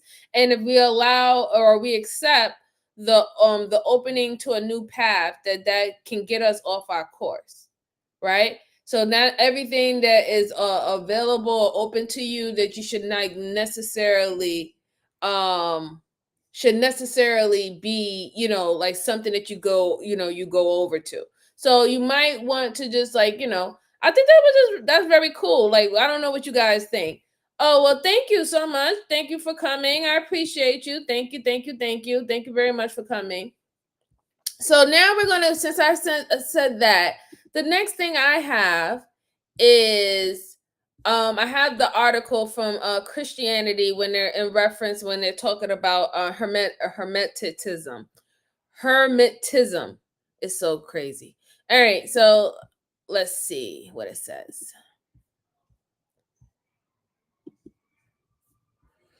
All right, so this is from Christianity.com. So it was asking a question. I gotta put my glasses on, guys. My bad. All right, so it was asking the question, is Hermeticism a occult religion? And it says Hermeticism may be one of the most influential source for the occult and other alternative spiritual worldviews. But what is it really about? If we scroll down, it says, what are the key beliefs of Hermeticism? Hermetic thought is primarily based on the collection of ancient texts known as the Corpus Hermeticum, which teach everything in the cosmos is interconnected and reflects each other, as above, so below. For example, a belief that the human body is the universe design in microism. There is a divine force, the all, that animates all creative things. There is a unifying theology underlining all religion, Prisca Theologia, lost since ancient times. that wise people can retrieve. People found salvation by contemplating the divine source. So it says the Hermetic group often at least implied that only a few can find enlightenment. So if we go back to when we talking about that there's going to be those, be the selective, the selected one, we talk about when, especially when you hear in the pro-black in the B1 section, when they talk about, especially if they're aligning with the Hebrew faith, that there's the select ones and not everybody's going. That's what they're talking about. Like, not everybody's going to reach there. So it says, as Christopher Afarf puts it, Hermeticism is the oldest religion as wisdom for the few. So where does it come from? It comes from Hermes. I can never say his last name, but Hermes Trismegistus, thrice great the Hermes. It says Mark A. Waddell explains that the Renaissance scholars believed he was an Egyptian magician who lived in the same period as Moses. Most historians today agree that he is a legendary figure combining attributes of the Greco-Roman god Hermes and the Egyptian god Thoth. Current scholarship indicates that the corpus was written in the late ancient period of 100 to 300 AD, and earlier Hermetic documents were written sometime after 300 BC. This means that all of the Hermetic texts were written during the Hellenistic period, when the Greeks and later on the Romans ruled Egypt. The period explains why Hermes Trismegistus has attributes from Greek and Egyptian figures. The documents were written after the Greek had conquered Egypt, adding their culture to Egypt. So it says some earlier medieval authors mentioned earlier Hermetic writings, like the critiques, the Aesculapius in his book, The City of God. However, the key moment when Hermetic writings became popular in the West came in 1460.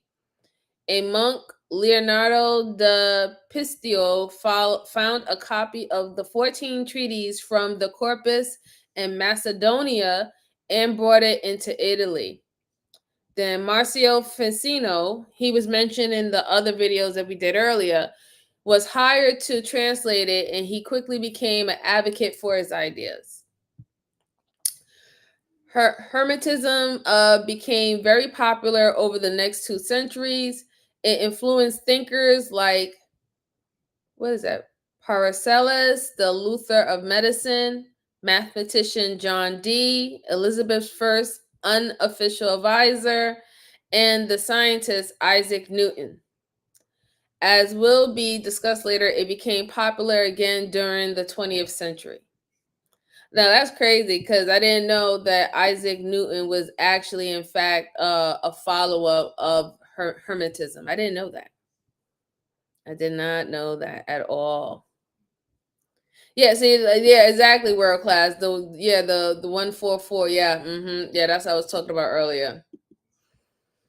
He said, "This is why you see me direct the emetology in the neuroscience more so than the philosophy or narrative. The measure science supports universal law and order." Yeah, I see why you take that stance now. I definitely do. Okay, let's see what else it says. It says, what separates, we don't really need to know this, but it's just telling you what's the difference between Hermetism and Hermeticism. And the only difference between these two words is that one is the actual belief and the other one is the actual practice, like in action practice. That's all the difference between those two. Okay, it says, scholars typically use Hermetism to describe the philosophy in the Hermetic texts, not magical rituals that apply to it. Brian P. Kobenhaver observes that the 17 treatises making up the corpus mostly discuss theological or, in some loose sense, philosophical issues. They reveal to man knowledge of the origins, nature, and moral properties of the divine, human, and material beings so that men can use this knowledge to save himself. So we see Hermetism in the corpus, but not much Hermeticism. I can't pronounce it. It's late. It's Hermetism. Hermetism is an application of Hermetism, astrology, alchemy, and other learned magical rituals that will allegedly give people enlightenment. Alchemy is key in many Hermetic practices because it can be understood as a spiritual process. In this view, alchemy isn't just about finding a way to transform cheaper metals into gold. The soul must complete a purifying process to be transformed into something higher. In the past, scholars like Jackson Spivak describe Hermetism and Hermeticism as both appearing in the ancient texts. Copenhagen notes that while these writings don't talk much about magic, they don't seem to separate magic and philosophy. However, newer scholars like Wando and Antoine Farrell generally describe Hermetism as a later development, something created within the Renaissance thinkers, interpreted that the writings and the developed magic rituals to realize its ideas. Whether these thinkers interpreted the Hermetic texts correctly, it is up for debate. And I'm not even going to say this man's name. Oh my God, I can't even say it. What is this? It says Walter J. Hanegraaff argues that there are substantial problems with Ficino's Renaissance translation, since the Hermetic texts leave room to create interpretations. Hermeticists may not see this as a problem. And pretty much here it says, when did the West, so that's us, when did the West embrace the Hermetic thought? It says, Wando explains that timing was key for the Hermeticism becoming famous. Many scholars and artists tried to emulate and recover ancient culture during the Renaissance. Some took the craving to recover ancient ideas, further arguing that people could study the past and recover a higher knowledge Adam and Eve had in Eden. So exploring Hermetic texts and trying to reconcile their ideas with Christianity was exciting. I think this is interesting because a lot of people would tend to believe or would think that, if you would hear it, you would think, oh, this is some devil worship, especially when it's talking about magic and all the stuff like that. But in fact, when it comes down to Christianity, like I said, since there's very similar beliefs in common from it, this is not even looked at in that way for Christianity. Isn't that interesting? He said, when y'all Christians realize this, literally all your pastors and bishops study and use, y'all gonna be mad. Oh, yeah, man. Yeah. I was like, wow. I think people already had a gut feeling about this type of knowledge, but doubted it. Well, see, the thing about it, Royce, is just that when we have these different versions of, let's say, even like, for example, the Bible and stuff like that, right? More every year, there's something that's is pretty much being added or taken away that is to allude to you to be a little bit more of a passenger to your life instead of using your godly gifts that God's give you, right?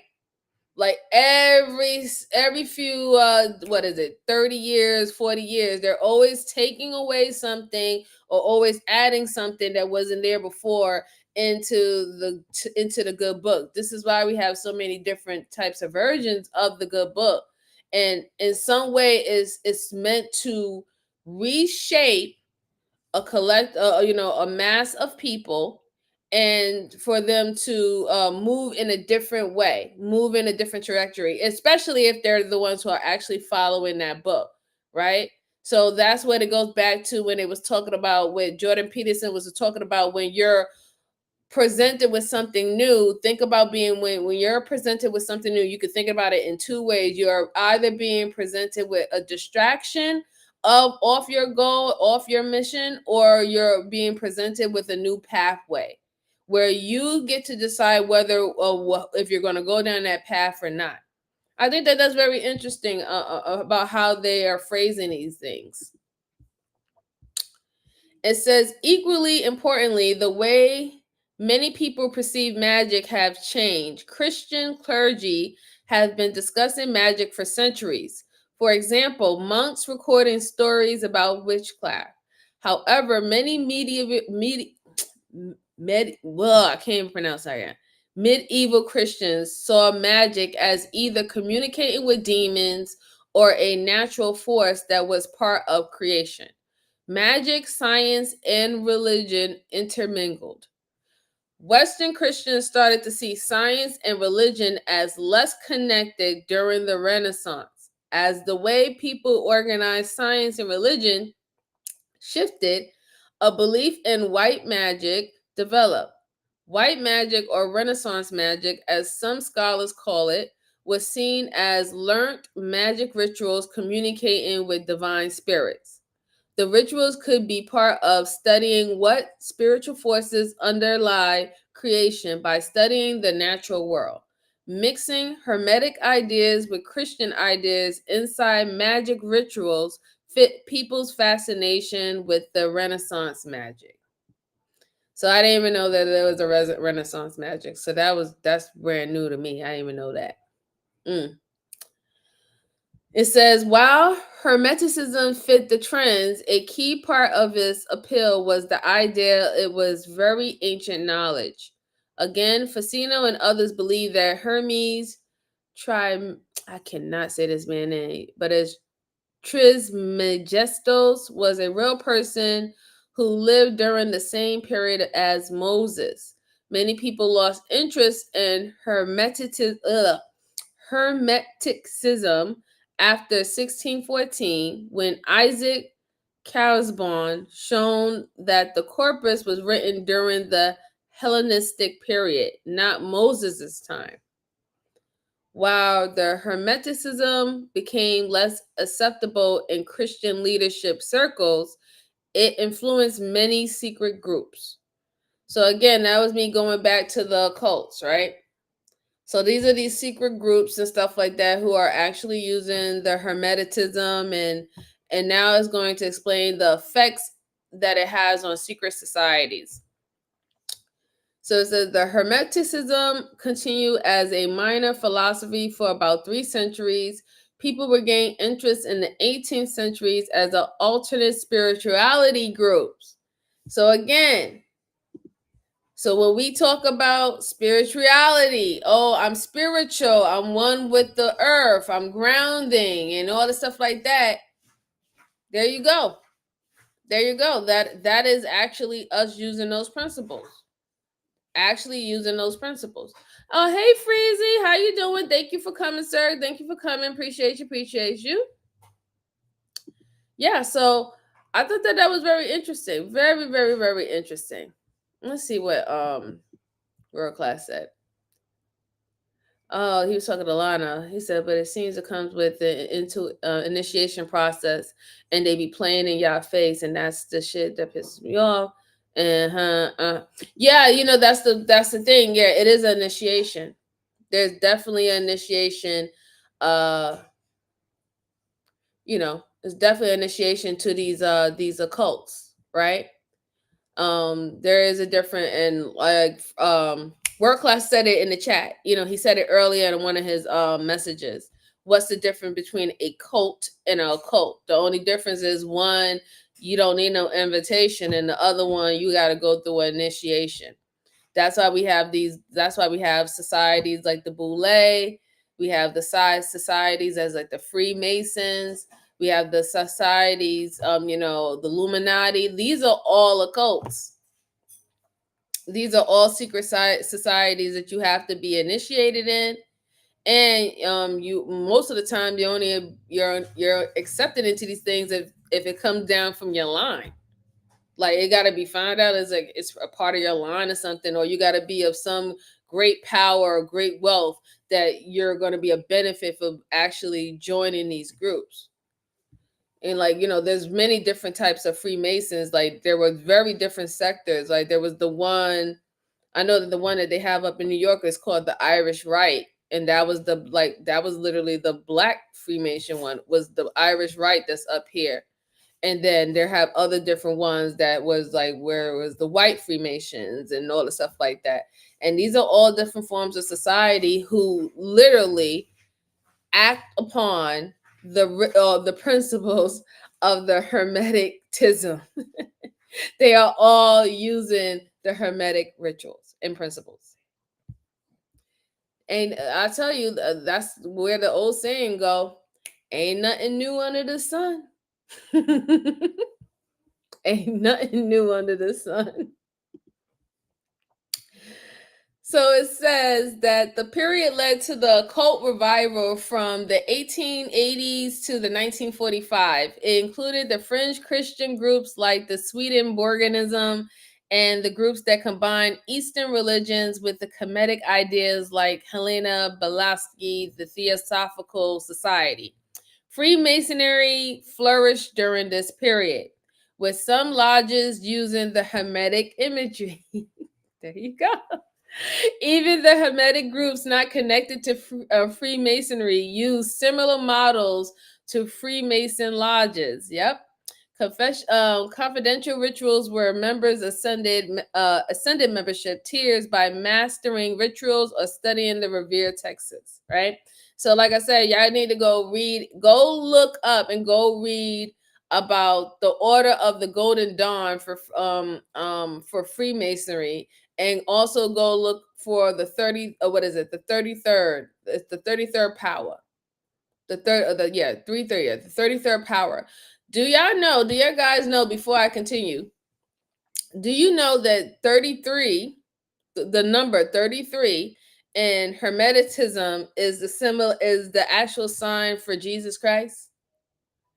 And that's why I said how much this is associated with Christianity, because remember, when did Jesus Christ pass? He was 33.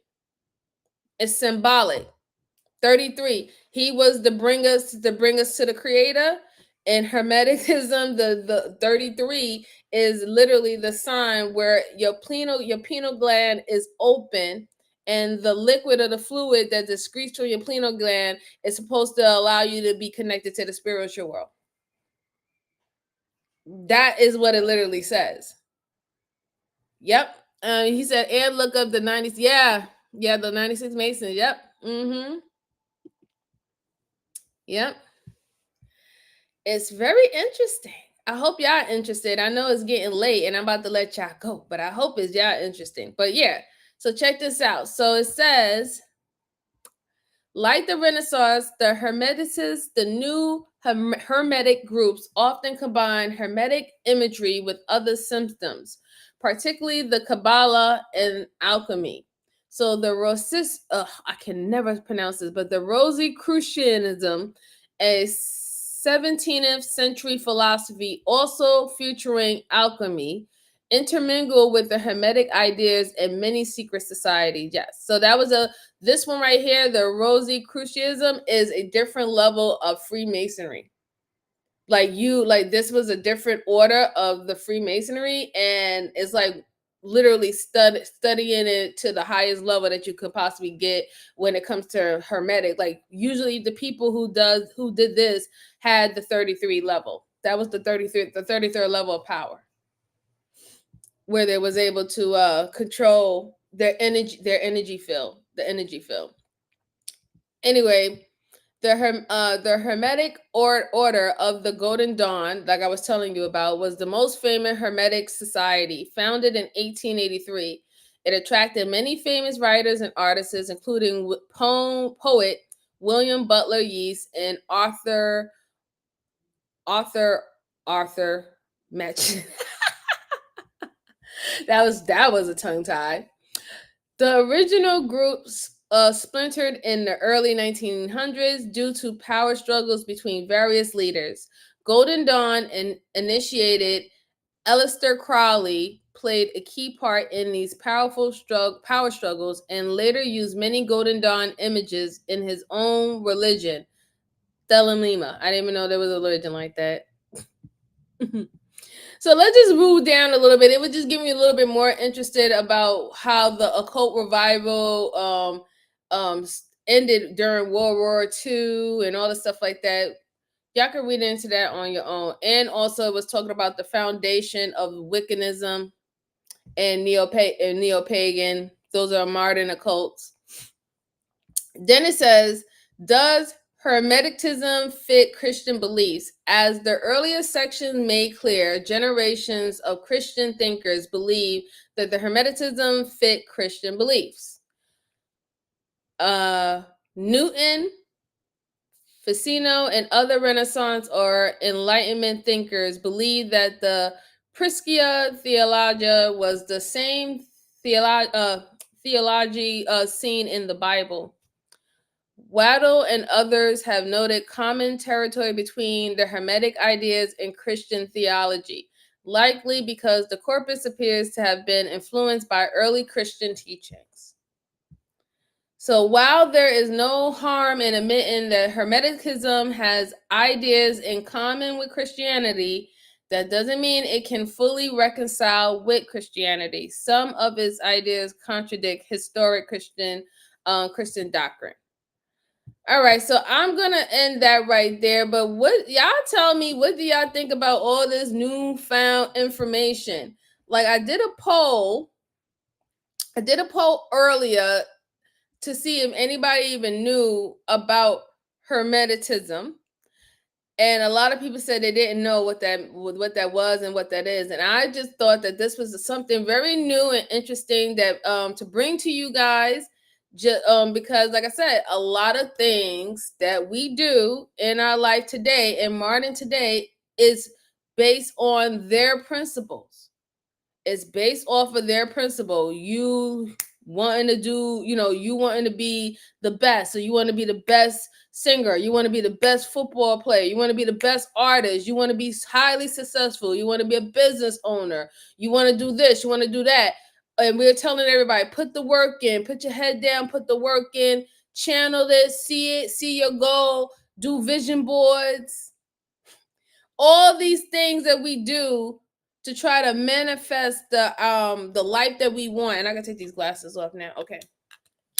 But all the things that we do to try to manifest the life that we want is literally based on these principles, and we never even knew the name.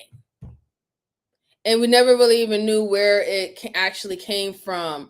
And I thought that was just quite interesting. Please go and do your own research about it. See if it's something that you align with or not. Like I said, again, there is Christian Hermetic, where you can actually bring the love of science and philosophy into with religion. And because, like I said, they both believe and they both share the one God. They both believe in the one Almighty. He is everywhere. He's within everything. He is within us. They believe the same thing. And they also believe that God, the great creator, gave us the tools to manifest what we want while we're in this reality, while we're creating this world. He gave us the tools to create the world that we see fit. And he also gave us keys how to get back to him, how to align our spirit back with him. And I thought that it was just very beautiful in a way. Let's see what is being said.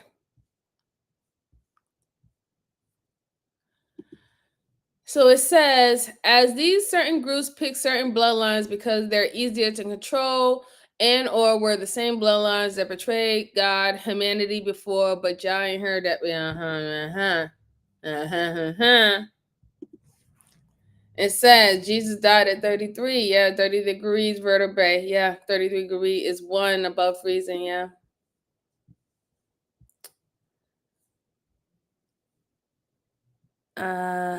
let's see.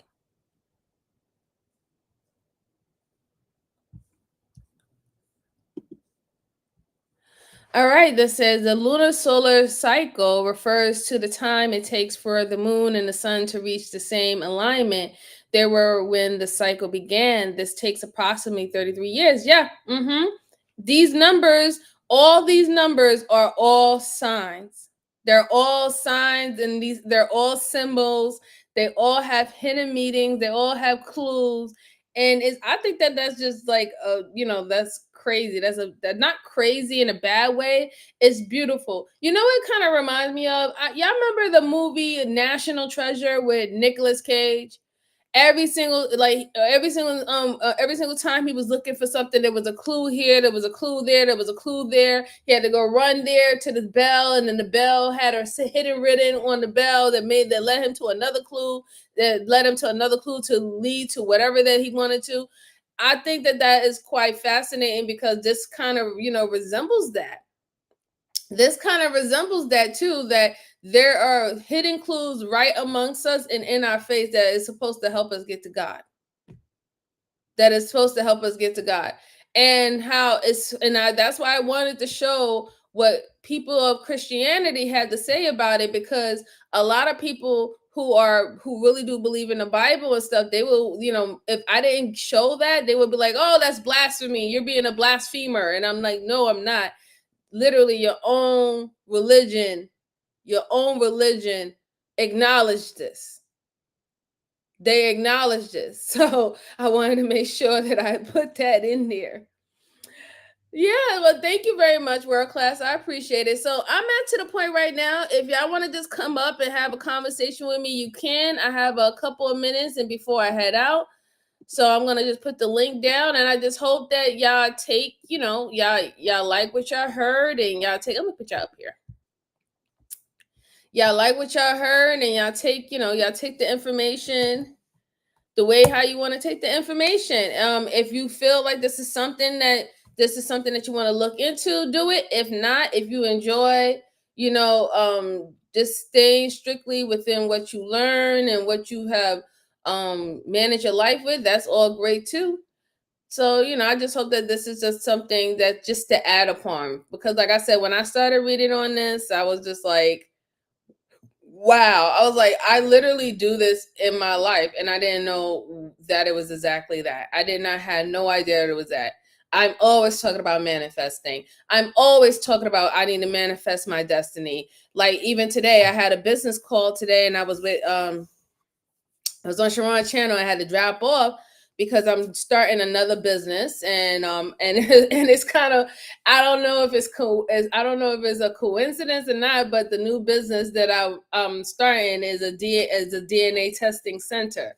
So go to find out that Sharon has a channel today talking about DNA and what considers you Black, and how do we consider that, because we can't no longer go on facial features. We can no longer go on the amount of melanin that you have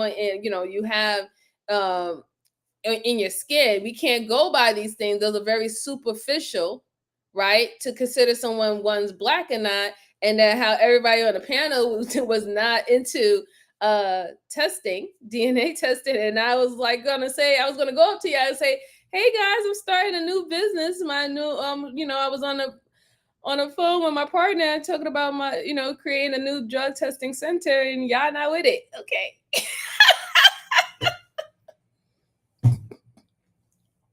I thought that was funny.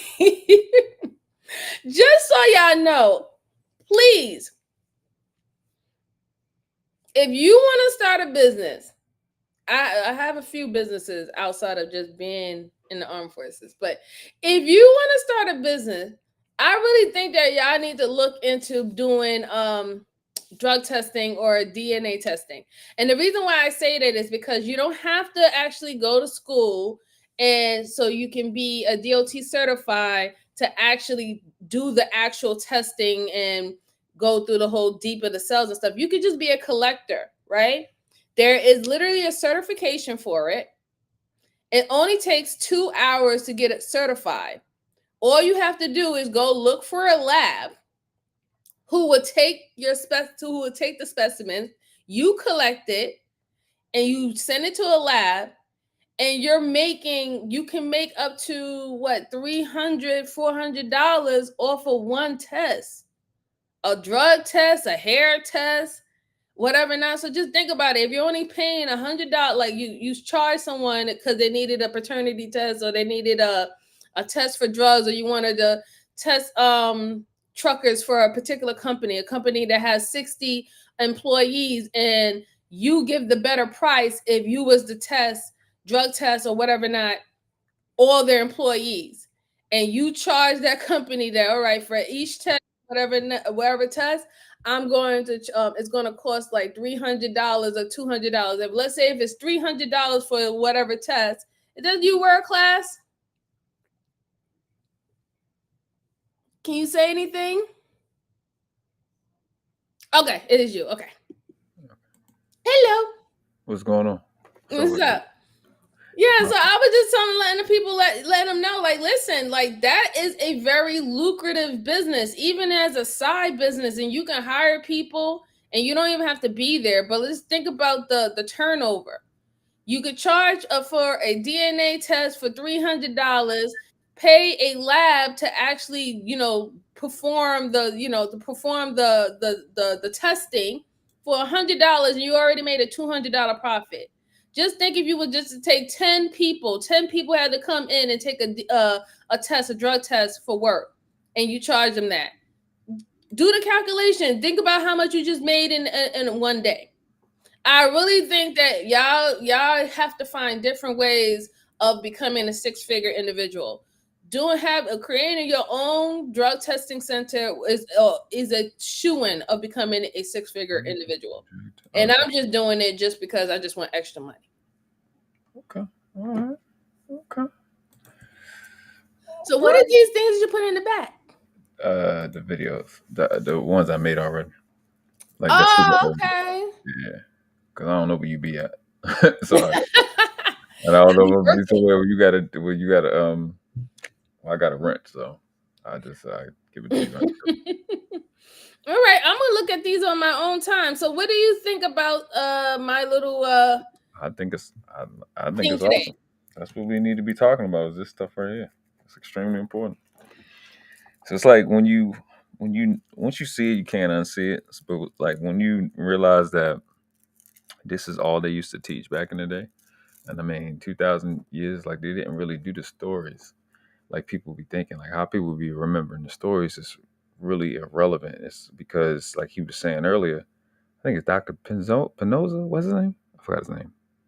Like Facino. Yeah, like he was saying, it's a fractal nature. So irrespective of what Job's name might have been 5,000 years ago, the concepts and the principles he lived, or whether it was John, or whether it was Jesus, or whether it was Moses, is gonna happen again. The name is not, or the story, that particular story is not as important as getting the principle and knowing that it's gonna happen again.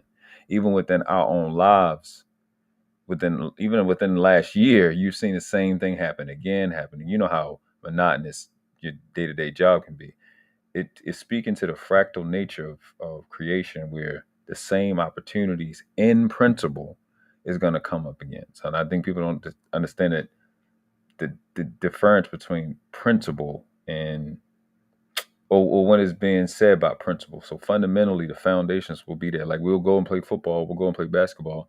We will do a kickoff in football. We will do a jump ball in basketball. But the stat's going to be different. It's going to manifest and express in a different way. But fundamentally, the same things are going to happen. Right? Somebody's going to cross the line. We're going to snap the ball. Those things will be the same. And they're going to express with respects to whatever takes place. Like it's always gonna be a correlating and corresponding event that takes place, i.e., cause and effect, which in cause is cause action and causation. And then when you look at cause action and causation, that distinguishes, because like causation is like your environment. Your environment is a state of being. So the environment will produce a certain effect. Cause action is if I decide to clean a car, that action will make the car clean. So you start to distinguish between whether there is a effect that's being created by a cause by way of its being, by way of a house being clean, an environment being good, or a effect that comes from someone doing something. And that Right. will render a corresponding law of correspondence. Like one of the videos, one of these videos, I always talk about what I came up with is principle annexation. How many let's just stay with the 7 Hermetic principles. How many of those principles are working together right now? How many? Which one is primary? Which one is secondary? Like this one is maybe more important than the other 5, and this one I can use or recognize within this one. You see what I'm saying? Like he was speaking to the fractal nature. I showed another way to use that. How do you solve problems? Well, we was given the 5 W's and how. Right? You go through the 5 W's and how, you probably gonna solve your problem. But what you can do is each one of the 5 W's, you can do the 5 W's and how on each one of those. Correct, and that's what he was explaining. That is a cycle, and it's going to keep on going and going and going. Exactly. It's going to keep on going within each other. Exactly. It's like infinite. Yeah. And that's yeah. No, that's the thing that's amazing about it, is that the good stuff, it's infinite. It doesn't run out.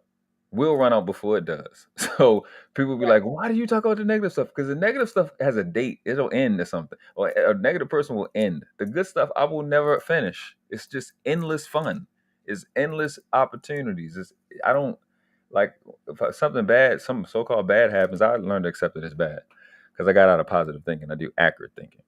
But I don't care because it's like it doesn't compare to how much good stuff is there. It just doesn't compare. And it's like I can something bad happened. Okay, that gives me an opportunity of how things are not going to work.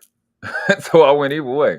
So automatically nullifies itself, and then I can look at the endless variabilities that exist with that which is which is in alignment with those things that are benevolent, etc. So it's just I don't know. It's just easy to me. It's fun. So when I look at the Bible, I look at the Quran, or watch the Bhagavad Gita's, I'm sorry, study about that Vedas or the Dead Sea Scrolls or Babylonian tech. It doesn't matter. I'm looking for the same thing. I find the same thing over and over and over again, just expressed in a different way. And like the one thing he said, I'm gonna have to steal. I never heard that quote before. The older I get, the smarter my father looks. You know what I'm saying? No, I heard that before, but I've never heard that. Yeah, I heard that before. Yeah, and it's you realize how smart these people really were. That's why I press the scholarship part on being astute with etymology, parts, and syntax, because I don't think we realize how much of an avid reader our ancestors were and how meticulous they were in their studies and their scholarship. They were at what we would call a genius level, was regular to them. And if you're trying to understand the Bible or the Quran, you have to have the same level of intensity and skill set on a scholarship end that we all can share. We all, regardless of our religions that we subscribe to, can have universal scholarship that's comparable. You know what I mean? Right. But see, that's why I wanted to have that breakdown of the Hermeticism, because like I said, a lot of I would say pretty much all of the religions of Abraham uses it, right? And the way how they even want you to study their books, whether it's the Torah, the Quran, or the Bible, they want you to study it with the same type of intentional being as intentful as what they prescribe in the Hermetic, so you can actually understand what you're reading. So that's why we have those student Bibles, the study Bibles, and things that I saw, how they break down certain verses, how they break down certain pages or whatever. This is why they want you. The way how they want you to actually to study the books is actually utilizing those principles. And it's unfortunate as to these things are not being explained to us. It's unfortunate that this is not something that's actually being taught, right? That like I'm sitting up here thinking, oh, spirituality, manifesting, and not even realizing that literally the things that I'm manifesting, when I say I can do it, I know I can do it. When I say affirmations to myself, I know who I am who I am, and all the stuff like that I'm literally using these principles. I think that that's very unfortunate that we have lost that type of touch. And then now I have to ask myself, why have they specifically they have actually intentionally removed that of me asking why. I Why asked that, I do, you know what I'm saying? So that's where I'm at now.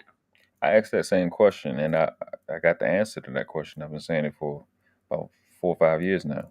A lot of people can only be them when you're not being you. Hmm. And when you got the rest of you, when you have what is in those holy texts, they Hmm. can't use you no more. They Right. can't walk you like a dog and just keep, drip feeding you. That is true. I do believe in that. I do believe in that because a lot of the when I noticed that when I was reading it and stuff like that, this empowerment that you get from it, like it didn't separate you from God. Like it actually made you feel more connected to him, right? You feel more Hmm. connected to him. You actually feel more connected to your environment. Hmm. Your senses are more alert or elevated in some at some point, you know what I'm saying? It seemed more in a balance in a kind of way. So I don't know.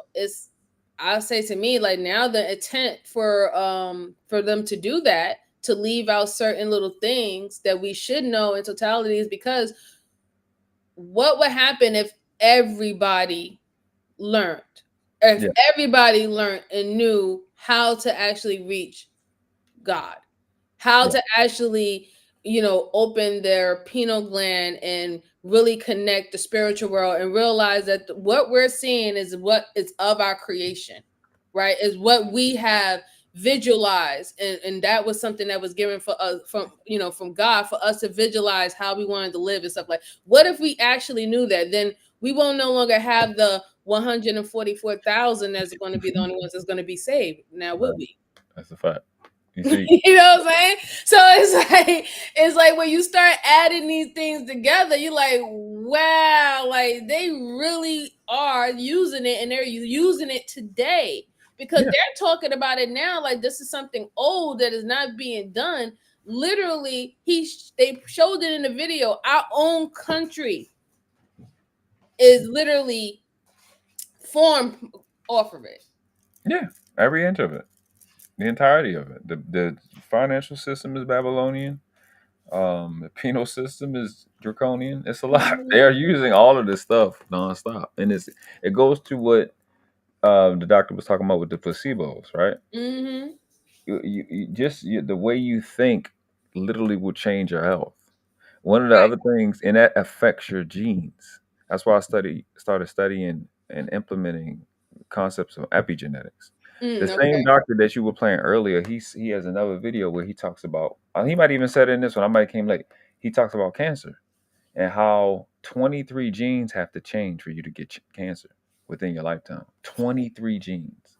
Well, how you think and how you eat, 23 genes will change. Well, if we're doing something, eating, talking, moving, right, and 23 genes can change in the wrong direction, like what you said moments ago, when you get this information, your senses are higher. So, what do you think is happening when you have this higher knowledge? Your genes are activating Mhm. 23 in the other direction. Yeah. Well, And it's what? energy. Your energy's Absolutely. changing. Right. You are turning on certain genes in your body when you make that better decisions and more healthier decisions. And that's why I always equated to health versus anything else, because that is the one thing that nobody can go without. You can go without $10. Can't go without your health. That's gonna be a bad day. So that's, you're absolutely right, Natasha. I don't even know why I highlighted it. It was right there on the screen. I forgot I put the chat on the Oh, screen. you got to. It says, oh wait, I gotta scroll up. Wait, it doesn't show it. Oh my god. Oh, Learning. there it is. It says learning is one thing, but often not enough. Mhm. Knowledge must be activated so everyone can learn a thing. Still, it is few who will apply that thing. Yes, exactly. And that's what that man was talking about.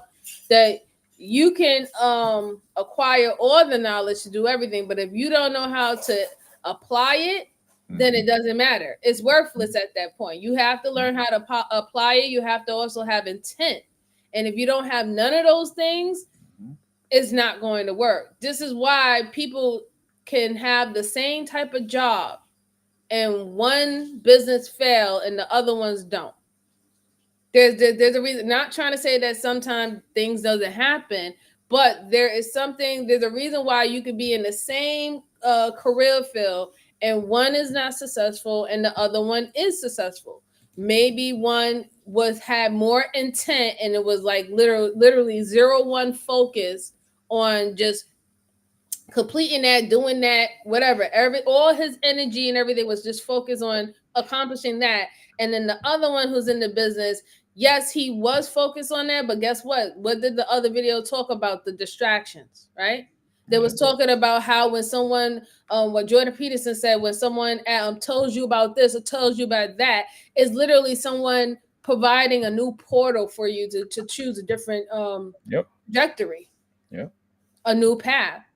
And now we got to start. So me even thinking about that, that's another way that will be very beneficial for us to start thinking about, right? That when we are making decisions, and we make decisions every single day, we make a decision to get up, we make a decision to go to the bathroom, we make a decision to go to work, whatever. We make a decision on what we listen to, who we follow, who channels we go to, whatever not. If we start looking at every single time we're making a decision, we're opening up a new gateway or a new pathway for us for the long run that can possibly take us away from our mission or bring us closer to it. I think that will bring on the more accountability that everybody's crying and complaining about in these streets.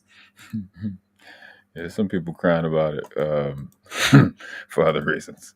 I know, but if you really, whether or not if they're right or wrong, but that is something that we have to definitely admit. If we're thinking about it as if I make this decision right now, it can be life changing for me. If we thought about every decision that we made in that way, we would be more mindful. Yeah, see, it's the part that's dope about it. Again, is like Hermetic or Tahuti, because his name is Tahuti, his original name. I think it's either other people say it's either Enki or Enlil, right? That he brought.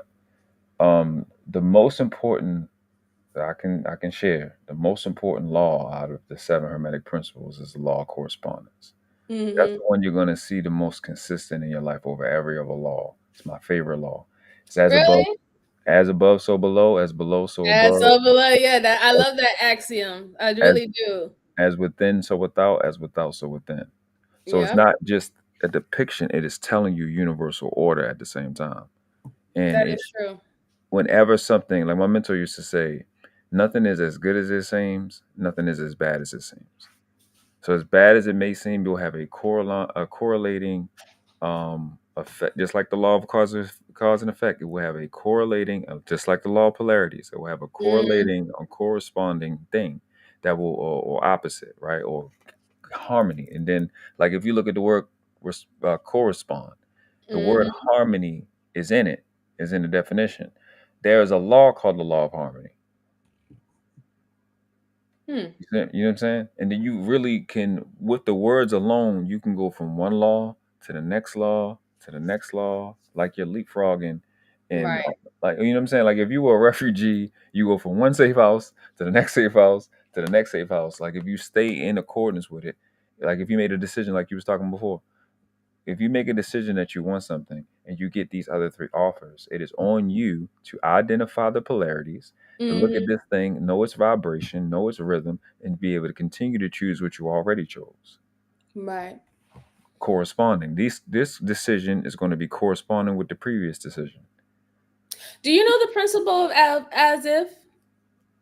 As if? No, not right. Well, I'm learning that. I heard about there's a principle. It's the principle of as if. I'm trying to read on it. It does speak into a lot of the, I guess, some of the teachings of the Hermetic Principles. So, but it's a specific thing, and I want to read into that. That's something new? Yeah, I want to. You about to read it now? Yeah, I can pull it up. Hold on, let's see. So is it like because there's another law called the law of action. Is it like acting like as if you have it? Is that what it's saying? I think so. I think it's similar to that. Let me just see. Let me pull it up right now. Principle of as if. Yeah, make sure I hit the like button, subscribe if you're new to the channel. Yes, it's called the principle or the rule of as if, but it's pretty much a radical approach. Yeah. So yeah, it's from Victorian philosopher William James, and he had a theory about emotion and behavior. So so that was a book on it. But where is the actual principle that I was looking at? Okay, all right. So let me see if I can pull this one up. I want to make sure. You want to see a video or it just It don't matter. Whatever you got. I mean, you do. I'm pretty sure I heard it before. I'm pretty sure I do. So you know what it sounds like? Have you ever heard the concept ready, fire, aim? Yes, I Yeah, have. that's this seems like that's what that is. But be more Uh, intentional in terms of like you already got it type thing. right, Ready, fire, aim exactly. is more It's so about I fighting think it's another procrastination. way of the manifesting, right? Like if you act like you're already there or you already got Yeah. it, then eventually it will appear. So in law of attraction and repulsion, it's a law of attraction and repulsion. Don't just say Mm, law of attraction. It's a law of attraction and repulsion because a lot of times we need to do the repulsion part more than the attraction part. Um, mm, one of the things it teaches is preparation. Prepare to receive. That's the yep. repulsion part. Like if I Yeah, want prepare to to, receive. Yeah, correct. You're right. so that's even though you're acting on something, you're acting like you're gonna get it. You prepare like you're gonna get it. Let's see. I'm gonna show. I'll just read like what it says like here. Let's see on my Google search. So on the Google search, it says that the principle of as if primary summary is when we act as if we feel a certain emotion, the very same physiological changes occur. So pretty much like Mhm. exactly what you were saying. The real change is taking place. It is not all in our heads. Taking simple actions can change how we feel, including creating persistence and willpower. So Yeah. I guess that's what it means. I guess it's a part of like a technique per se. Mentally, it's a thing called simulation. Mm-hmm. I learned that from the CIA video. They had the people on LSD and they were having them do simulations, and then they equated it to football players and basketball players and golfers visualizing, Mm-hmm. being successful. And you would get the same neurons again. This is neuroscience again. Correct. Neurons going off as if they were really tangibly doing it, and that goes apart. That's a part of what we were talking about earlier. When you make these decisions, you will activate certain parts of your genes, Right. and you start to embed your subconscious with it because again your subconscious don't know yes, it don't know right, it don't know Correct. wrong, it don't know none of that. All it knows is this is what you've chosen, so it's going to wake up the next day or after 30, 60, 90 days with this as its standard. And if Mm-hmm. you just acting like you get it, like you're supposed to get it somehow through what they used to call what they call what do they call it, preconscious mind, Mm-hmm. it Yeah. will set it up for you to get it. One of the best books I ever read was the Power of Your Subconscious Mind by Dr. Joseph Murphy. I heard of that. I I love heard that. of that. Yeah. Yeah, that book took me under 200 pounds. I used the principles in the book to program myself to never go over 200 pounds again. And I swear my life, once I cracked 200, I've never been over 200. It Oh wow. literally works. It works. That book worked. That book changed my life. So yeah, The Power of Your Subconscious Mind by Dr. Joseph Murphy. That book is really, really good. So Oh that's wow. how it works. That shit I dope. might I have like to read into that. Because I'm always reading. So I'm reading like 4 books right now at the same time. I got some time on my hand, but now I'm gonna have to fall back now since I'm doing this new business venture. But so, nonetheless, yeah. So I didn't get your talks. You didn't go on Sharon's channel today. So what did you feel about this book? I don't know what that is. That's This Kim. is the Kim Lost Words, the one that's going around that's supposed to be like the memoir of Kim Porter in reference to she was spilling all the details Oh yeah. prior to her untimely death. What do you feel about this book? Like I I said on oh sorry. Like no. I said on Freezy's channel last night, I said until everything gets confirmed about what is being said in this book, gets confirmed of what he's being charged with, or what there are also other things that they're looking into, I would say that it's very good fiction. I say that we can learn from it, because it's not like the stuff that she's saying in here. There is not any hard other true crime cases that had those same things happen to individuals. So these are things that you can learn to be a little bit more mindful with, a little bit, cultivate better vetting, processes like that. That's why I said that it's still something good to read, but until it's confirmed, I look at it as very fictional. Yeah, I can't. I don't know where it came from. I don't even. My reading never has been anything like that ever. Yeah, I don't know how much is embellished. I don't know how much they added on or dramatized. Is that a word? Mm-hmm. About what she wrote. But I don't know. I don't know if they would take it as a hearsay. But I know somebody's getting sued by I'll Be Sure. Mm-hmm. Apparently, he's upset about that. That in the book they said that he was messing with Diddy in that type of way. So yeah, Hey, I don't know. I don't want to. I wasn't at the parties. That's all I'm happy about.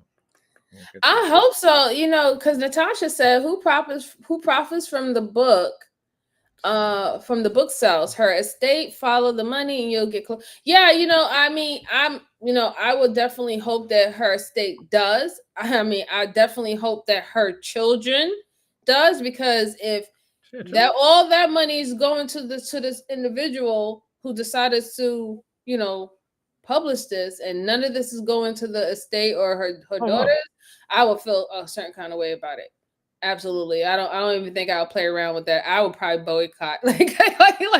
Like absolutely not. But it's I think where it makes people weary too is because we have seen this before. We have seen people take viral situations, viral moments and stuff like that, and they try to capitalize on it right then and there. They don't care who they hurt, they don't care who they offend, they don't care if they didn't use real journalism integrity at all, right? They want to be known, they want to have their viral moment where they can blow up like what's that lady? What's the lady name who did the Harry Potter? I forgot her name.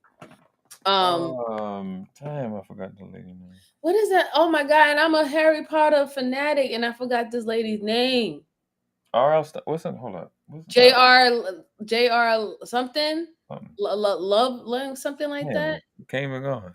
I was about to say Earl Stein. I know that one right. Dang! Oh my god! Somebody in the chat. I know Natasha. Natasha. What's that lady name? Listen, Natasha be knowing everything. She sure do. She's like a walking and I haven't heard her voice, but she's like a walking, talking, beautiful dictionary. You see my screen? I seen her face. I ain't never hear her voice. Yeah, I gotta send you the thing so you can hear. She's okay. Sweetheart. She's the sweetest. Oh, so let's see. Jalen said it's just a cash grab. So did they? The book was written as what? Was it written as a autobiography? Like, what is it written as? It's written as a memoir. This is how it's written. It's written as if this is in her words. She said not a Harry Potter fan. Yeah. So is it printed or is it like pictures of her? No, this is all print. You see how small this book is? It's only 60 pages. I'm gonna finish reading it tonight. 3 hours. I ain't know. 2 hours, maybe 2.5 hours. So Natasha says she ain't a Harry Potter fan. Oh, hold on. Boo. Yeah, but no, like the lady who did the Harry. There you go. Thank you, Natasha. J.K. Rowling. It's just like that, right? Fast. I just found it. God, you see what I'm saying? She's super fast. I'm telling you, she's a computer. No, but seriously, like for example, with that, a lot of people didn't know that J.K. Rowling was broke. She was completely, when she wrote. She was completely broke, and she was almost homeless when she wrote the Harry Potter story. For the And look story. at her. Now she's a billionaire.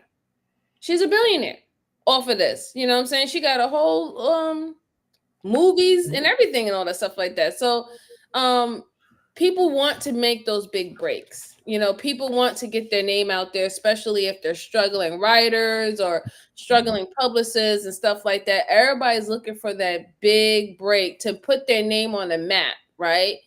And it's unfortunate that they will create things or put out a narrative of things without necessarily it being all the way truthful, Mm-hmm. or it can be backed by facts or anything like that. I don't know. The things that people do for money, I'm no longer surprised about. I'll just say that. I'm no longer surprised about. What's your trust level for the validity of the information in the memoir? 10 being the highest, 0 being get the fuck out of here.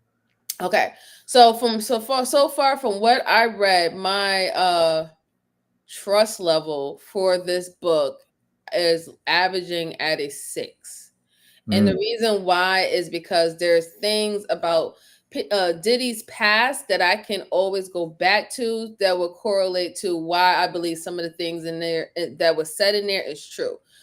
Diddy has a history of messing over people, and who did he mess over the most? Black people. Okay, Yeah. he put Shine in jail for 10 years. There, you know, he's always been included in the deaths of Tupac and Biggie from the beginning. We seen what he did with all the making the band artists, you know what I'm saying, and put them. And remember Rod Digger. You know, like, you know what I'm saying? He destroyed all these people's careers, put them in ironclad contracts where they was getting paid pennies because they didn't know that they were signing that they only get paid for like Spotify. They wasn't getting paid for like the like, I guess, what is it, the originals or something like that, or if it's streamed or if it's streamed on like at a real company like Sony or something like that. They weren't getting paid those things.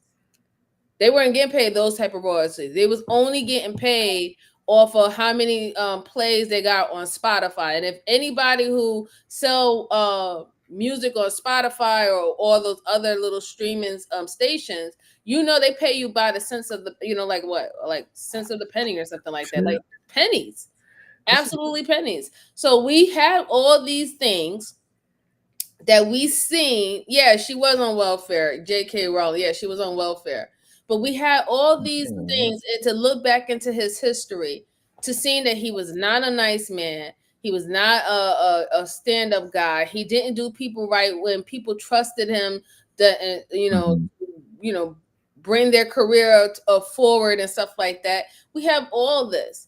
And we literally want to blindside it and just believe that he's not capable of doing that. I'm telling you, I was over Diddy the last when it was like, I think it was 3 years ago when I seen Diddy was on IG Live with a blonde wig on his head and no shirt on and a towel, and he was singing some, you know, some song with some hill, like, and he said he was joking around. But once I seen him 3 years ago with a blonde wig in on his head and stuff like that, I was a wrap. It was over for me. Yeah, I was done with this when I found out his name was Puff Daddy. So I've been done since then. I didn't want no parts. I don't even understand how you get around to making a name like that. And I was a little kid at that time, so I didn't know how the rest of y'all did it, and I wasn't a fan. And then when he had the shiny suit and he was dancing, I super was done. Okay, so You're so silly. super done. Like, no, that was really done for me. Like I knew that, like, I always knew that he was like a shiesty person when it came down to business, obviously, and the way that he moved. But yeah, when he started acting a whole fool on IG Live, I was just like, I can't do it anymore. There's something wrong with this man. Somebody done taken over him. He is like, and I'm not saying he's possessed as in he's like to make excuses for him. There's no excuse for him, but something was hella wrong with this individual. And he didn't seem right. He wasn't acting normal. And then the funny thing is we skip over those trends, right? We skip over those trends and red flags that something's going on, something's wrong. We did the same thing with Kanye West. We're going to do we did the same thing with Justin Bieber, because he went to from this great sweet kid to all of a sudden all he do is smoke blood, whatever. He had a drug problem and all this stuff like that. All these tattoos on him and a tattoo on his neck. Like we do skip. We bypass a lot of red flags. We do. We bypass a lot of red flags on individuals. So that's why I say that a lot of things in here do have some truth on the behaviors that he have shown. But is it actually, proven? No, it's not proven. Yeah, I don't know. I don't. What did she say? What was said in the What Which did she part? say that you make her think that maybe she or somebody else wrote some crazy shit so far? It's because like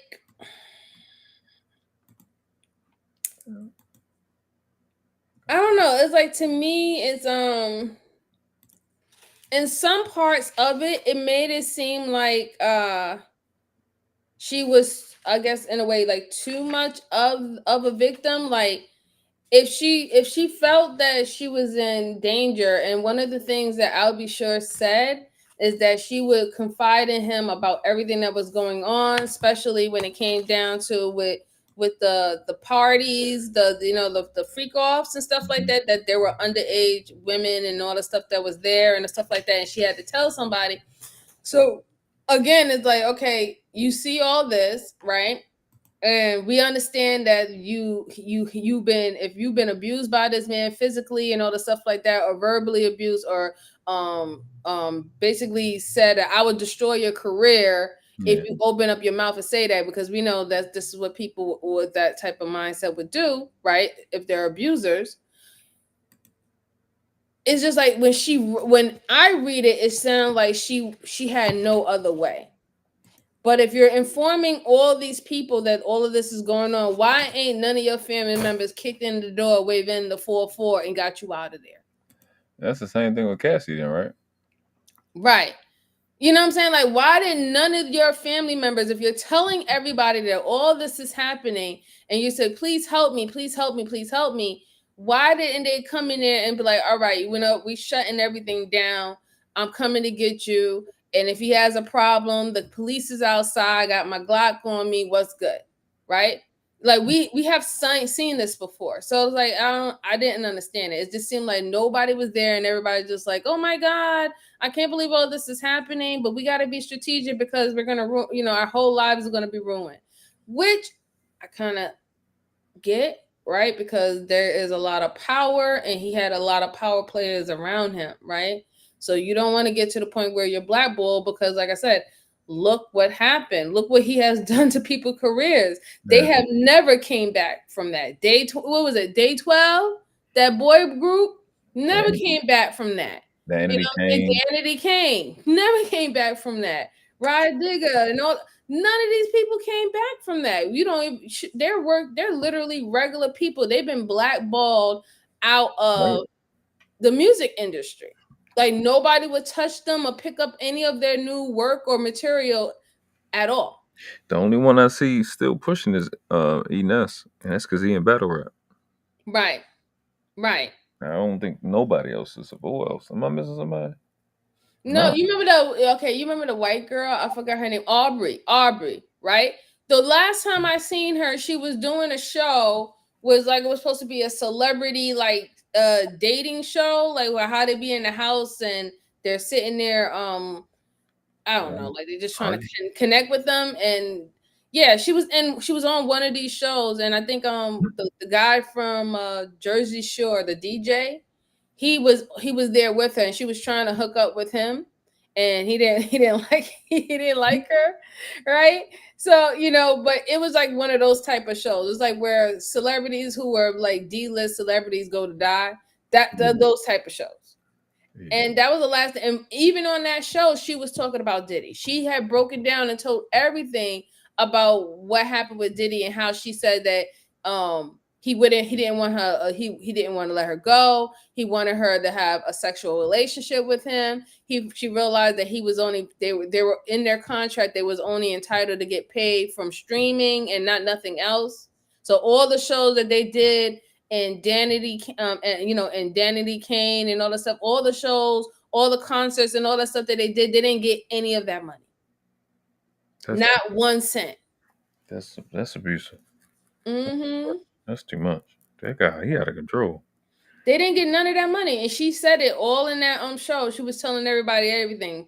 Everybody skipped over that interview too, But that's why I said I gave it a 6, because like I'm saying, a lot of stuff that has been recorded, it ties into yes, he's definitely capable of doing the things that they said in here, but then again, could it be some added stuff? Could it be, a vendetta? You know what I'm saying? Like, we don't even know if the person or this person who said that he got a flash stick from one of Kim Porter's friends to make this memoir, we don't know if that person had a vendetta on Diddy because he probably went to him to do a business deal or something like that, and it went south. Mm-hmm. You know what I'm saying? Like, we just don't know, and that's why I'm at to the point where if I can't get any clear like facts on it, I'm gonna just leave it up in the air that everything is a possibility. I think with the feds being involved, if it's anything, we'll find out. Yeah, I mean, but I heard that he was charged. I heard that one of the things that he was charged today was for a grape charge back in 2001. He got charged today? Mm-hmm. Oh wow. Yeah, no charges are still. That's why Umar was complaining. He was talking about these charges on for the freak offs. I'm like, bro, this is the feds, bro. Hold on, they bring extra charges. Oh yeah, no, they got a lot. I heard that they do a whole book at him. I gotta do them myself, but yeah, it's pretty much almost quite similar to a Rico case. Yeah, He's definitely gonna snitch. Mm-hmm. He's gonna tell on everybody.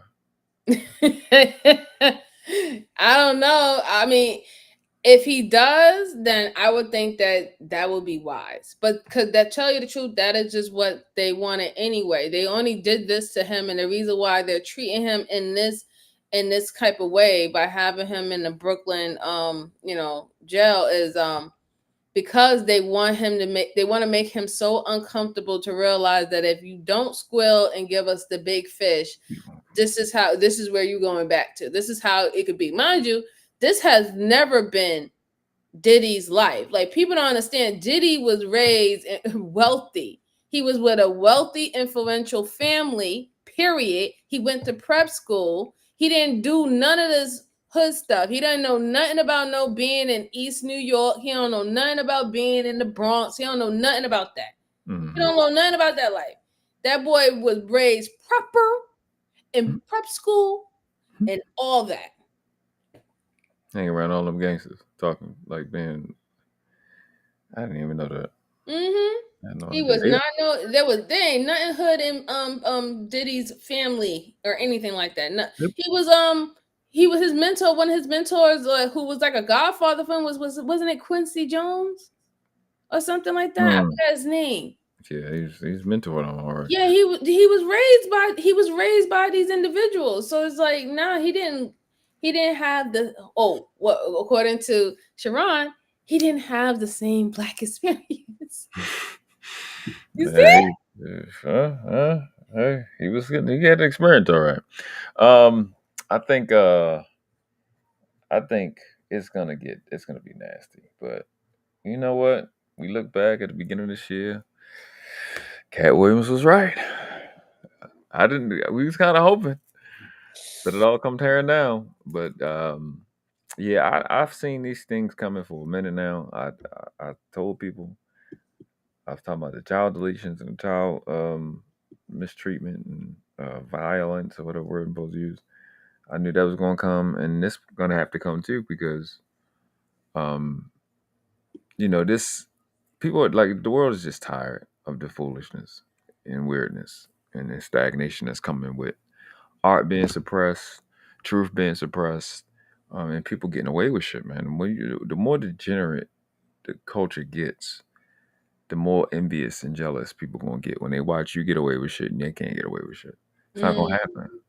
So it's eventually by hook or crook, somebody is gonna fail at some point. You can't keep walking around antagonizing motherfuckers like I can do this and you can't. Somebody's going to snitch, especially when people get younger and younger.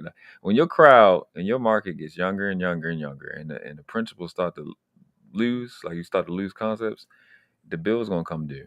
And the younger generation is not tolerating the shit that the older generation did, and this younger generation is not wise as the older generation, and they are gonna fucking flip on you really quick. You know what I'm saying? And Yeah.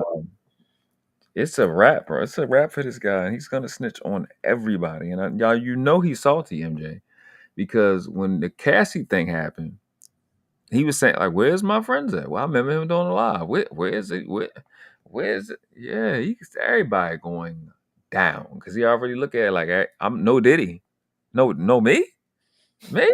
Okay, nigga, this nigga got the worst hashtag whatever. I could always put hashtag no Diddy. That's embarrassing. That people just run around saying yeah, no you. It's crazy. Yeah, that is pretty bad. That's Well, my thank you so much for coming up, sir. Do you have any last final thoughts? Because I'm gonna go ahead and hit the hay and also get something to eat too, because I'm hungry. That's it. Great live. Appreciate you. Keep doing what you're doing. Yeah, I'm having a ball watching it, John. All right, thank you so much. I appreciate you. Peace. And I'm gonna look at the stuff that you sent me. I want to see those videos, so I got those saved. I think that video with Natasha and it should be attached to one of those videos. You said. Oh, okay, perfect, excellent. All right. All right, good night, sir. Mm-hmm. All right, everyone. So thank y'all so much for rocking out with me. I hope that you found the subject interesting. It's just learning something new. I learned something new. I wanted to share it with you guys. Like I said, please go do your own research. Double check, triple check everything. I'm sorry. How you doing, Avil? So you came a little late, sir, but I know it's a different timing over there in the UK. But thank you so much for showing up. But I just want to appreciate everybody who was able to rock out with me. Like I said, go ahead and view about it yourself. Just take the few takeaways from it is that at the end of the day, self-reflection, self-awareness, self-introspection, all of these things, manifestation, all of these things is literally to better yourself. And that the more that you better yourself and that you're on your person or on your purpose, you will definitely reach the spiritual realm, or you will definitely be connected back with God, which is all and everything, right? That is within all and everything. So that was my biggest takeaway from all the information that I provided today. And like I said about the book, I'm going to finish reading this book and see how I really, really feel about it at the end of the day. But I really do want to just appreciate everybody, stopping by. And I hope you enjoy the rest of your night. I'll talk to you later. Hopefully, I might do, I don't know, depending on how I feel, I might do a live tomorrow. We'll see how it goes. But thanks.